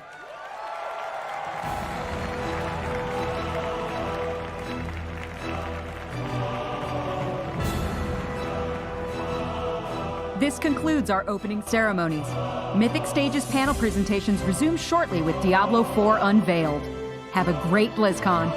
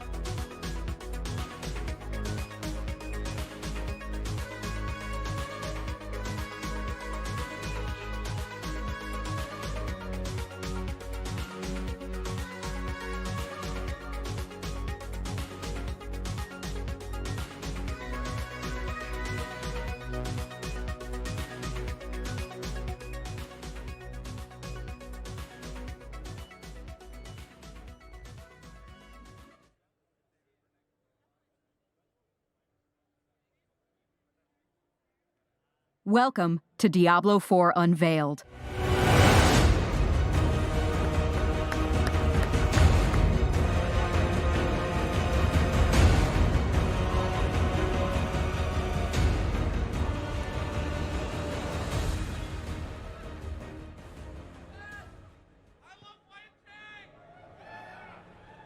Hello, BlizzCon. My name is Luis Barriga, Game Director for Diablo 4. My name's Tiffany Watt, Senior Producer on Diablo 4. And my name is John Mueller, Art Director on Diablo 4. Wow. What's up? We're here. We can finally say it. I know, right? We can got the finally gear. talk about Diablo 4. Yeah, it's been a long time. Can we just take a minute to just recognize how stacked this BlizzCon is? It's incredible. Overwatch 2, Shadowlands, Battlegrounds, Diablo 4. I'm kind of jealous of you guys, for sure. Yeah, it's, I mean, just amazing to be here with all of you to share this. I mean, I think, you know, for us on the dev team, we've been working on this for a while. And so to finally be able to be here with all of you is really super meaningful for us. All right, so, Luis, a lot of stuff has gone down since Diablo 3. That's right. And so before we get into it, we have a ton of stuff, but you're going to set the stage for us a little bit. That's right. Let's set the stage a little bit. All right, Diablo 4 takes place decades after the events of Reaper of Souls. Though Malthael's plans were foiled, the Angel of Death exacted a terrible toll on humanity, and Sanctuary suffered great devastation. Entire populations decimated, cities ravaged. Heaven itself suffered great losses, causing them to shutter their gates. You can close the gates. That's terrible. And you can imagine what that does to people. Religious schisms, famine, war, basically humanity left to our own devices. And we know how well we do on our own. Not so good. All right, it is against this backdrop of despair that Lilith returns. And that's when those events in that cinematic you guys witnessed happen. This is important because in the mythos of Sanctuary, Lilith is the mother of humanity. Lilith represents that demonic half that we all have inside our hearts. In that mythos, she and the angel Inarius, along with other rebel angels and rebel demons, tired of this endless great conflict, created a world that would be free of conflict called Sanctuary. And along with that, they created the first mortals. That's a legend, that's what we've heard. The scary part about that is she knows our hearts. She knows what motivates us and can manipulate us.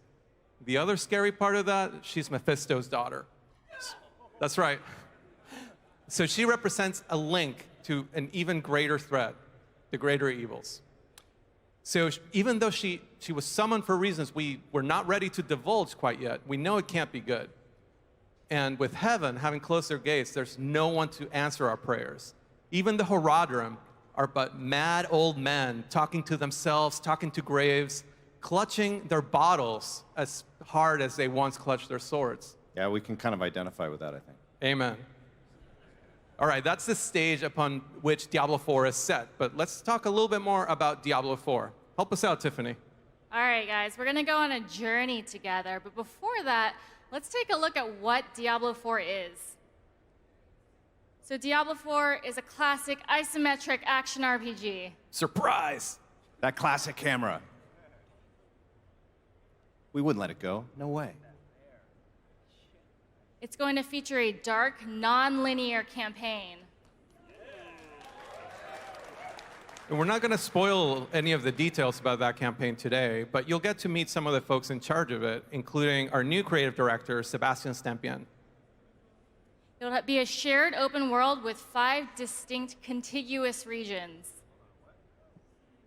You'll be able to go from the tip of Scotland all the way down to Kyrgyzstan. Complete with weather and day-night cycles.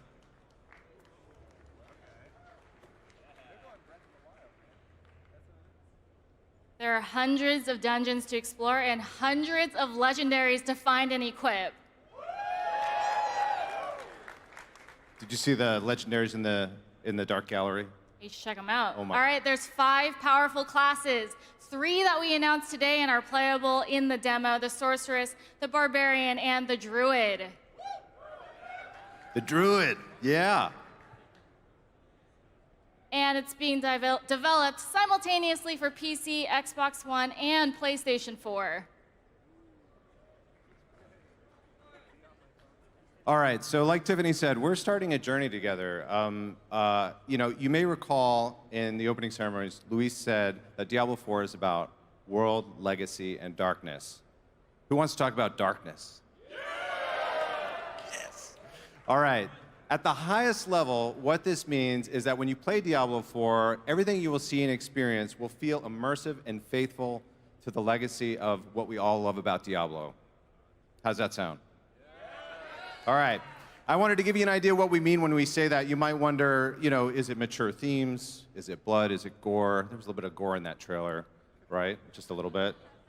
And, is it the music, right? It's all of these things. And what we like to say is it's the totality of that tone that creates that experience that we all know and love. And I think the Butcher's Pit in Diablo 1, you go down, you open that door, everything seems fine. And then it goes horribly wrong, right? Bodies eviscerated. This crazy guy coming out with a butcher's knife. And in our trailer today, you saw that as well. It's like everything was fine until they opened that door. No, doors are bad. So this is what we're really excited about. It's that contrast. It's not monotonous, right? We want to create that sense of space and that world that we're really excited to explore. All right, so here's how this idea affects our heroes. We've taken a more grounded approach to presenting the world of Sanctuary. You can really see it in this piece. It's everything from the palette to the design of the armor, to the design of the weapons, to how we treat magic. In the classes, you see the Druid, the Barbarian, and the Sorceress engaged in combat with monsters from different realms around Sanctuary. And this piece really evokes the kind of tone and that feeling that we're after. And it really affects all things in the world. All right, so how would this tone affect the world of Sanctuary? We have this vast open world, and we want to immerse you into that medieval, apocalyptic, demonic version of Sanctuary like never before. The moments of contrast that you will experience in today's demo are areas like Donheim Caves, the Drowned Caverns, and the Hangman's Tree to the south, which is one of my personal favorites. And then Keeler Farm, which kind of evokes these Diablo 1 vibes. Like the artist who built that, he was so excited about to put that into the demo. Straight inspiration. Yeah. These are all areas that remind us that we're in the world of Diablo and what we mean when we talk about return to darkness. But it's not just present in the art, this darkness. It is in the world, our gameplay, and the stories we tell. So what we mean by that is our world is medieval RPG, but rather than being inspired by high fantasy, we're inspired by the occult, the demonic, and biblical themes. What we mean by gameplay is that even making a very dark, moody world, if we create, the sort of overpowered characters with really over-the-top effects, we know we're going to undermine that sense of darkness. So we want to make sure we keep that in check. And then with stories, you heard me talk about how victories aren't clean or guaranteed. This means that sometimes evil wins. After all, this is the IP where you get sent to save the child Albrecht in the first Diablo, and guess what? There's no saving him. This is the franchise where even after you kill the Lord of Terror himself, it's not good enough, and you need to risk your own mortal soul to try to contain him and just fend evil off for one more day. The entirety of Diablo 2 was predicated upon being a day late and $1 short, and we basically want to encapsulate that feeling, put it in a bottle, and just create a whole world with that sense. So yeah, it's in the art, it's in the gameplay, it's in the world, and in the stories we tell. All right, but it's not just the darkness of the previous Diablo games that's influenced us. Every Diablo game has added great new gameplay features to the series, and we're using all of these as inspiration for Diablo 4. We're taking some of our and your favorite. Let's go back a slide real quick. Go back to that campfire. There we go. Yeah, we're not done with that slide yet. Yeah, I still want to talk about that campfire. Back one more. One more, please. There we go. Back to that campfire. All right, we're taking some of our and your favorite features from past Diablo games and bringing them into Diablo 4. We've updated their design, their look, their feel, using our brand new engine and all the lessons that Blizzard has learned over the years. So nowhere is this as apparent as with our classes. So it starts with this campfire right here. This pays homage to the classic campfire from Diablo 2, and this is one of my favorite parts of the demo and the game. So John, what was your team's inspiration when, tackling the character select screen? Yeah, I think when we started the character select, it was actually a really short conversation about what we wanted to do with that. It was like we had a few ideas, but the campfire was it spoke to us. It really showed off the new engine in a really cool way. It was really awesome to see the classes with the high fidelity that we've added into our characters with Diablo 4. Yeah, it was just so much fun. Yeah, go ahead, Luis. Oh, I was just going to say, I love that we left a little room in there. And I also love how we don't put any text there telling you, the barbarian is this and that. It's like, yep, the barbarian is the guy that broods in the corner with a bunch of swords. The druid's the guy that, has, some good boys hanging by him. And the sorceress conjures the campfire. It's so great. Yeah, we wanted those classes to just be clear without any text and just it should just speak to, I think we all know who these classes are at this point, so yeah. All right, let's take a closer look at these classes, starting with the Barbarian. All right, the Barbarian, you saw the slide a second ago. There's a reason we keep bringing this class back. So Barbarians are the embodiment of visceral, brutal combat that's just so core to Diablo. So in reimagining this class for Diablo 4, we drew upon classical Barbarian imagery as well as art from our own past. So one common theme that kept cropping up was the physicality of these warriors and how armed to the teeth they are with weaponry. Every time you take a look at a picture of a barbarian, they've got axes, swords, polearms, as many weapons as they can carry. And we really love this fantasy for this class, and with that in mind, we've added the arsenal system. So in the Barbarian in Diablo 4 will have 4 weapon slots and be able to use both one-handed and two-handed weapons in the same build. And I'm so excited about this level of customization and being able to equip 4 legendary items at the same time. Yeah, it's pretty much every barbarian's fantasy to finally see that arsenal that you're used to seeing on those classic barbarian paintings come to life. So you'll actually be able to assign items to each skill slot to add yet another layer of customization, and depending on what skill you use, the barbarian will automatically pull out the weapon that he or she needs, so combat will continue to be seamless on the battlefield. So we're carrying forward Fury to power the aggressive, physical, fast-paced attacks of the Barbarian, but they'll also continue to pull the ancient magic of their ancestors to give them all that strength and combat on the battlefield. So let's take a look at the Barbarian in action and some art.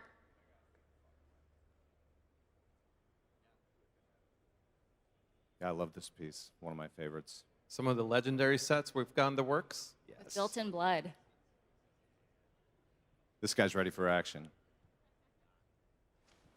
All right, wait for it. You know what he's gonna do. Yeah! Like almost a hammer down moment.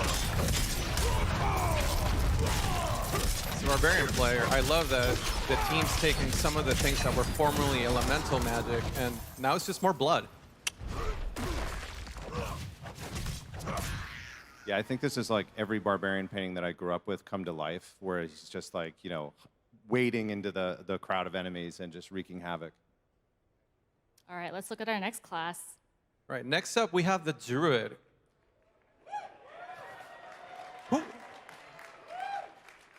Who all got to play a Druid in Diablo 2? How about any WoW Druid players? I think you guys are going to like this guy. But first, I don't know if this little tidbit I'm going to give you is going to reaffirm your faith in us or shake your faith in us, but we got something to share with you. The Druid was not part of our original lineup for Diablo 4. I know, it's my bad. That lasted about a day. Basically, one of our artists did this amazing piece of art, and then we went from like, I don't know, Druid, maybe no, we're making a Druid, 100% starting tomorrow, right now. The power of art. It's so great. It is a theme that the art inspires the design in this game. You see it with the Arsenal system, you see it with the Druid.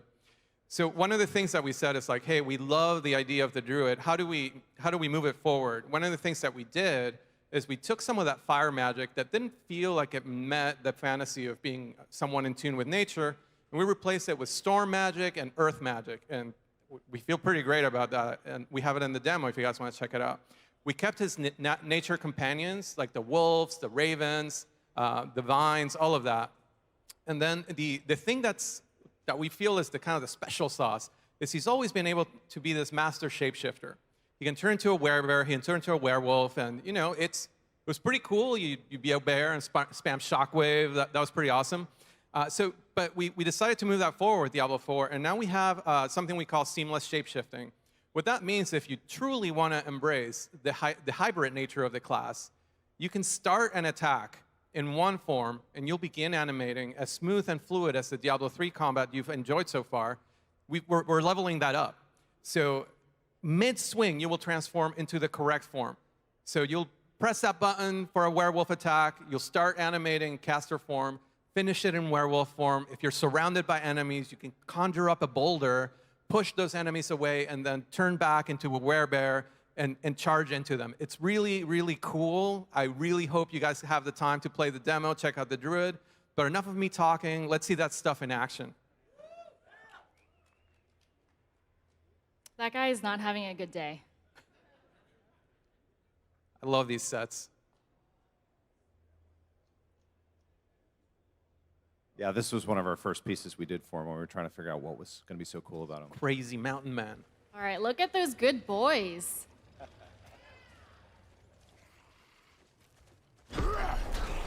Send your pets in, summon up some storm magic. Boom. Yeah.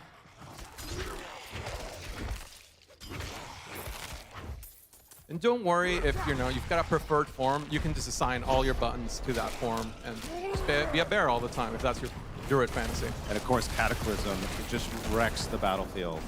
Master of nature magic right there.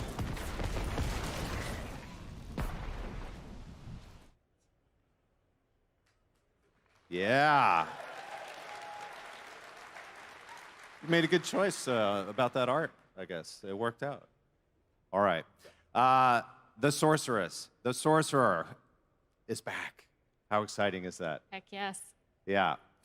She is elemental carnage on the battlefield, whether it's chilling enemies and smashing with a fireball or transforming into a chaotic ball of lightning and just completely destroying the battlefield, teleporting around and just wreaking havoc. She is an unstoppable wrecking machine, wading through the hordes of monsters with the power of elemental magic. In the dark, oppressive world of Sanctuary, the Sorcerer lights up our dungeons. Like when we say we're returning to darkness, our dungeons are really dark. And the Sorceress lights it up in an amazing, fantastic way with our new engine and our new tech. And we're going to take a look right now. That guy's about to eat a fireball to the head. He's definitely questioning his life choices.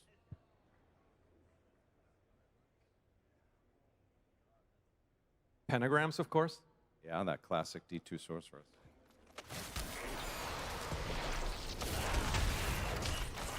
I love that in addition to bringing the light show, gameplay-wise, you feel like a dungeon boss when you play a Sorceress. She has basically control over the battlefield with abilities like Blizzard, like Firewall, that basically make you feel like you are doing area of denial attacks on enemies. Really cool.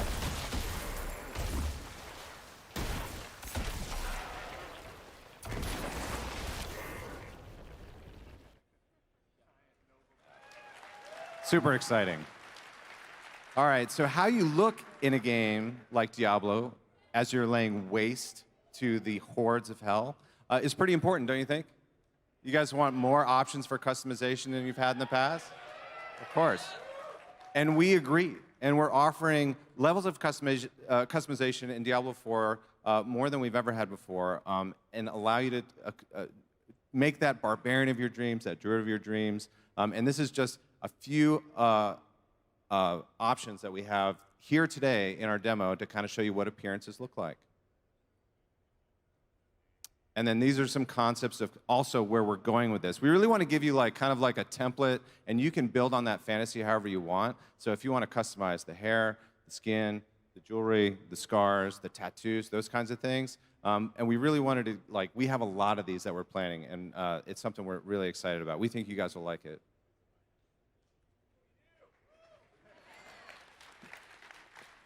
All right, but it's not just the appearance. Customization is at the core of Diablo. And what I mean by that is gameplay customization. And customization is back with a vengeance. We're bringing back some ideas and new ideas that we've become inspired from previous games. So we have super happy. We're a little nervous. They're like, they're going to like it. Yeah. So we have a trifecta of customization options with talent trees, with skill ranks, and with rune words. Rune words especially, we've taken inspiration from Diablo 2 and given it a fresh new interpretation. You'll get to hear all about it in our systems and feature panel tomorrow, or if you check it out on the demo. But the way that it works, it's super exciting that it's no longer like a secret recipe, but a little bit more freeform with triggers and effects. We're very excited to see the combinations that you come up with, but the message that we want to bring to you today is we want you to play the build that's inside your head. Not the build that I designed for you, but the build that you want to play, because we realize that, your idea of a frost sorceress might be different than mine or John's. All right. Another thing that's new to Diablo 4 is the sense of world. It's a very big difference in how we've approached it from different installments. And we're coming at it from two angles, the fantasy and the gameplay. On the fantasy side, we knew we had kind of planted these seeds of, hey, the druid, we've told you he came from Skosglen, and we had shown little corners of Sanctuary that we knew you guys wanted to explore. But then on the gameplay side, we kept making a more or less linear game with Diablo before. Act 1, Act 2, Act 3. And you guys kept wanting to approach it in a more open way, jumping around, killing stuff, and not following the rules. So with Reaper of Souls, we created adventure mode to kind of give you guys a taste of that openness. And it was really transformative. That was a moment where we learned a lot about how the game could be played and where we saw how you guys were approaching Diablo. So based on those learnings, we are making Diablo 4 open from the ground up. We're making an open world with a non-linear campaign so that you can be in charge of how you decide to level. If you're the type of player that wants to take breaks between the story and do some of the repeatable content, explore a little bit, do side content, stuff like that, great. If you're the type of player that wants to experience the story uninterrupted, you can still do that. So not only can you customize who your character is, you can customize their experience in Sanctuary.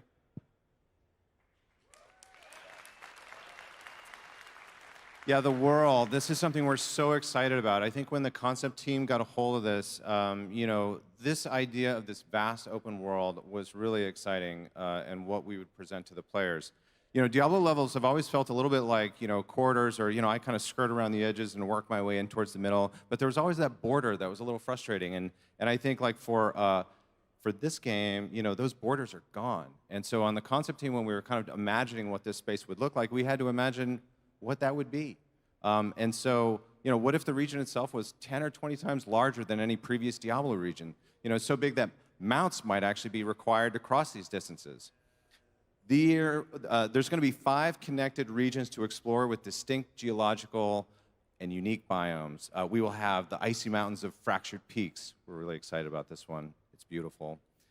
We'll have the dark forest of Skazglen.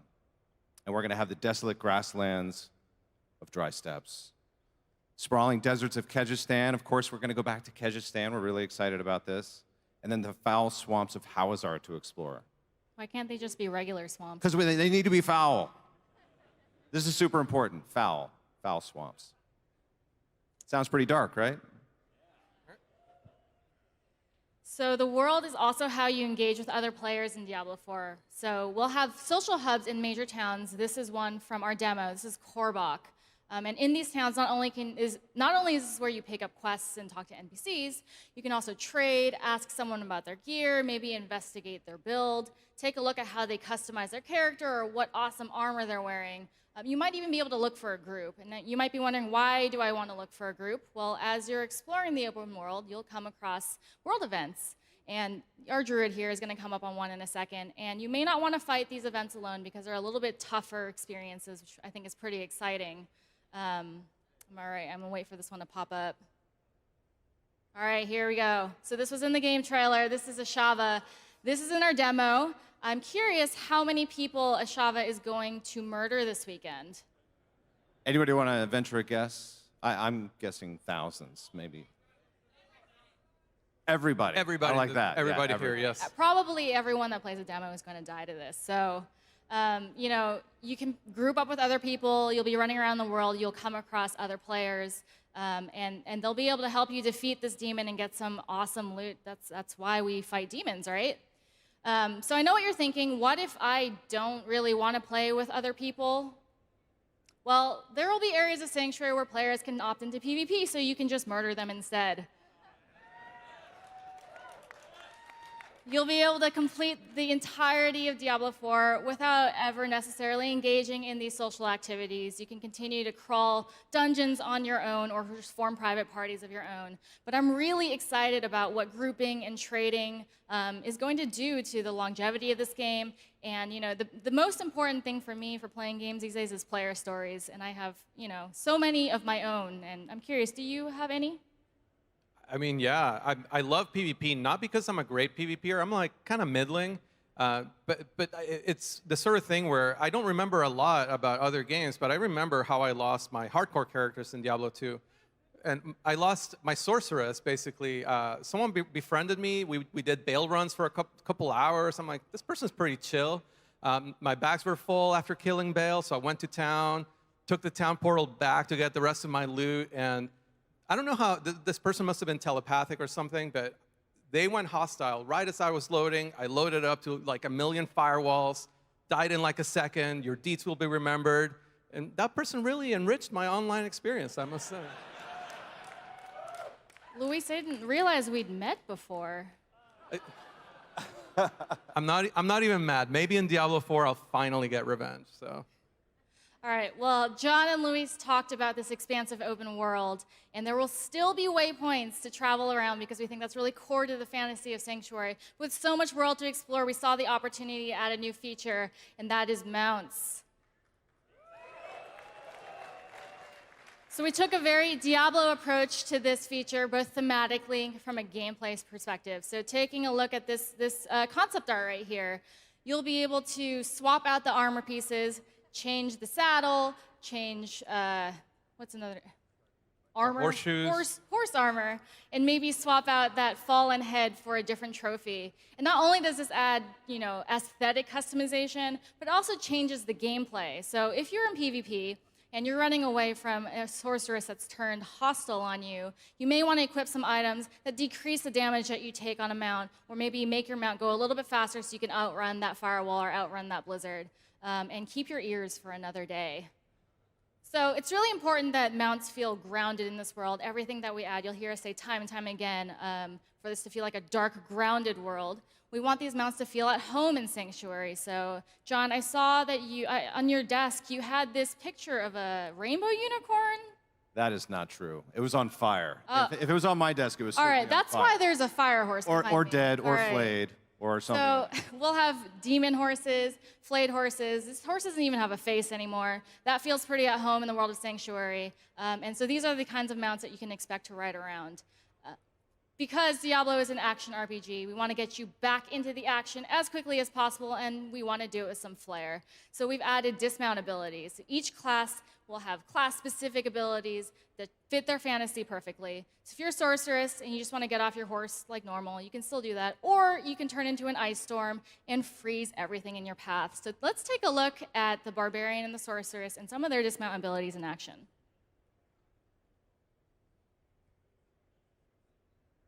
What do you think? Are they chasing each other or are they friends? I think they're about to kill each other. Probably. All right, check this out. Combo those dismount abilities. So I guess they're friends for now. Don't trust them. All right, so we've talked a lot about the world above ground, but we all know that really the cool stuff in Diablo happens below ground, in dungeons. You guys want to hear about dungeons? All right, well, we've added, like we have all this cool stuff above ground, but when we say return to darkness, that is a literal truth for a lot of our dungeons, and we are crafting some of the darkest, most evil spaces that you have ever explored in a Diablo game to find epic loot. And we're gonna show some of those right now. Let's take a look.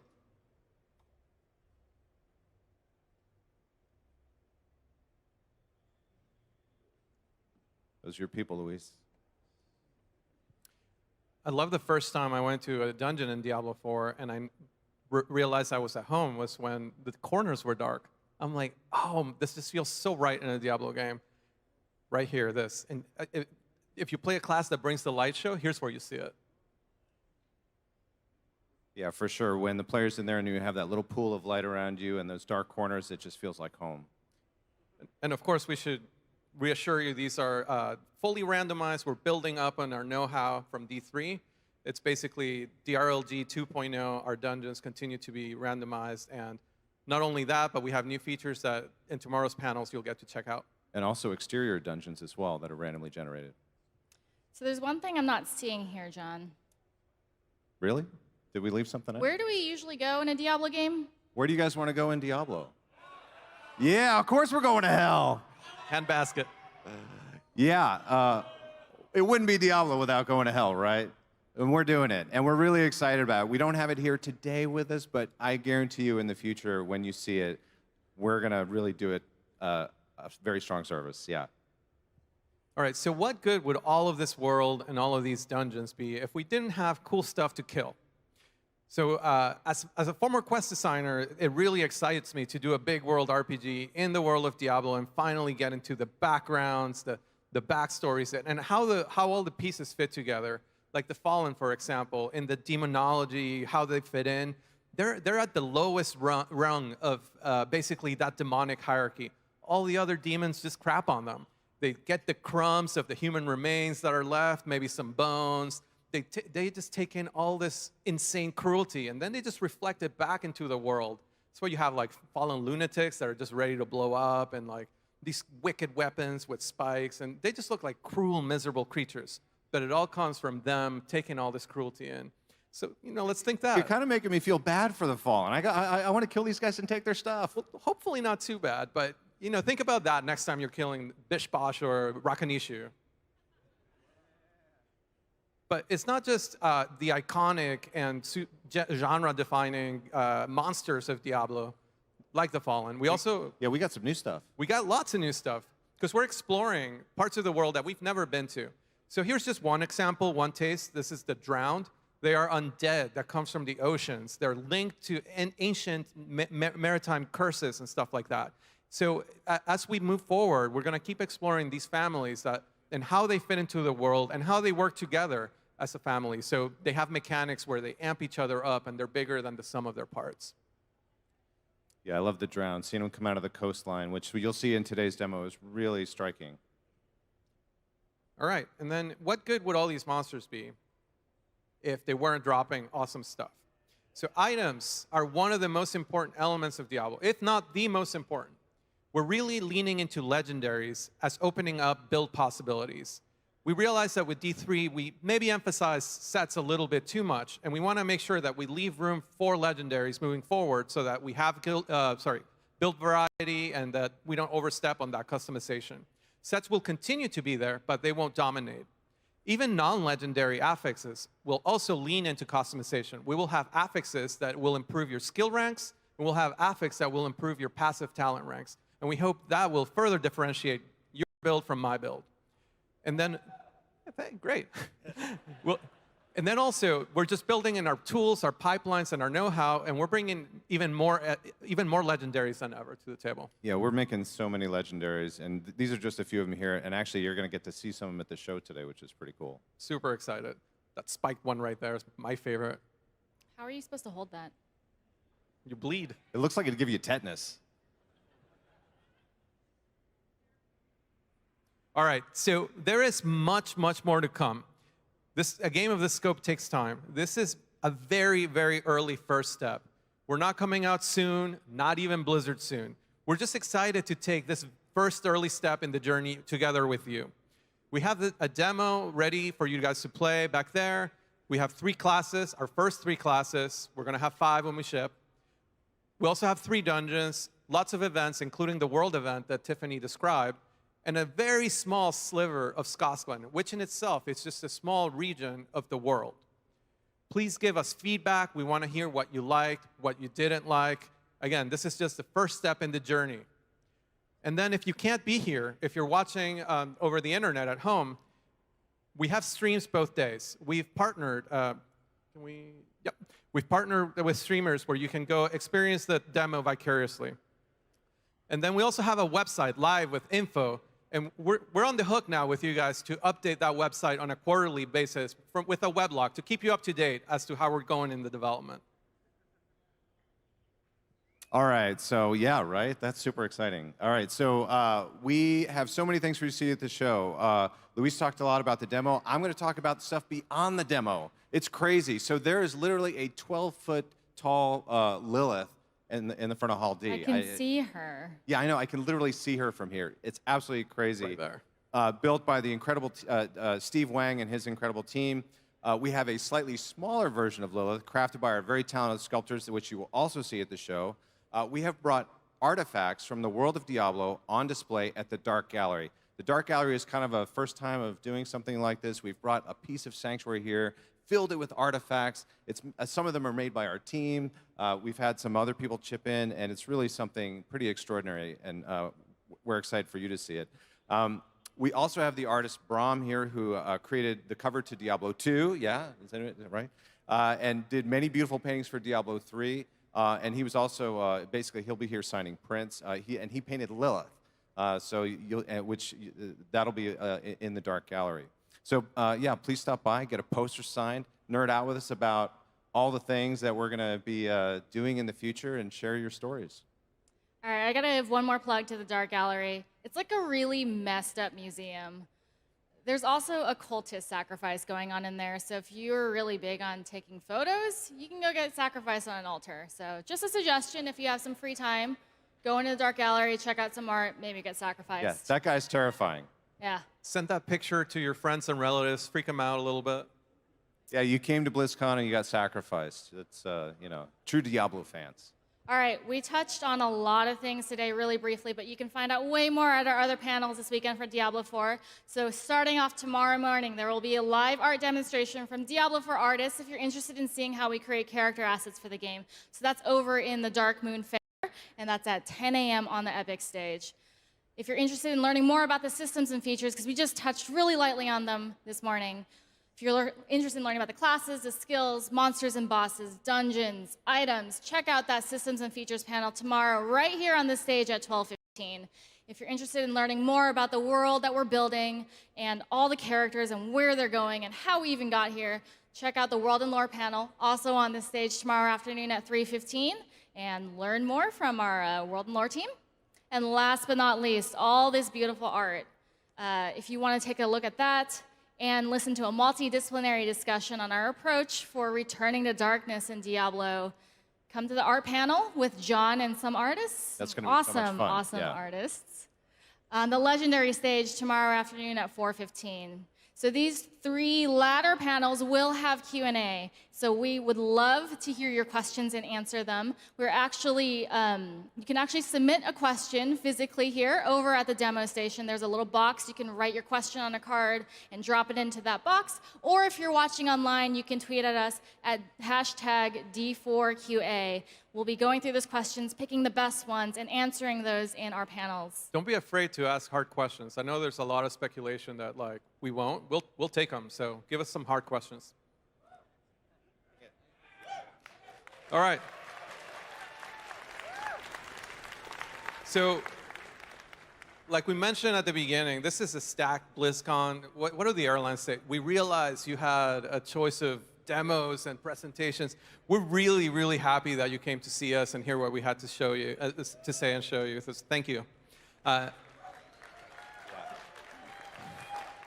We 3 represent a very, very passionate team, and we want you to know that like we have our team staffing the area, the demo area, and the dark gallery.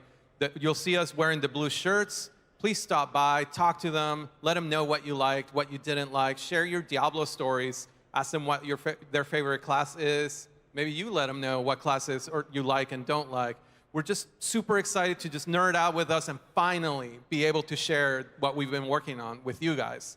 So on behalf of the entire Diablo team, once again, thank you all, and we'll see you in hell. Thank you. Thank you for attending Diablo 4 Unveiled. Coming up, Overwatch, what's next?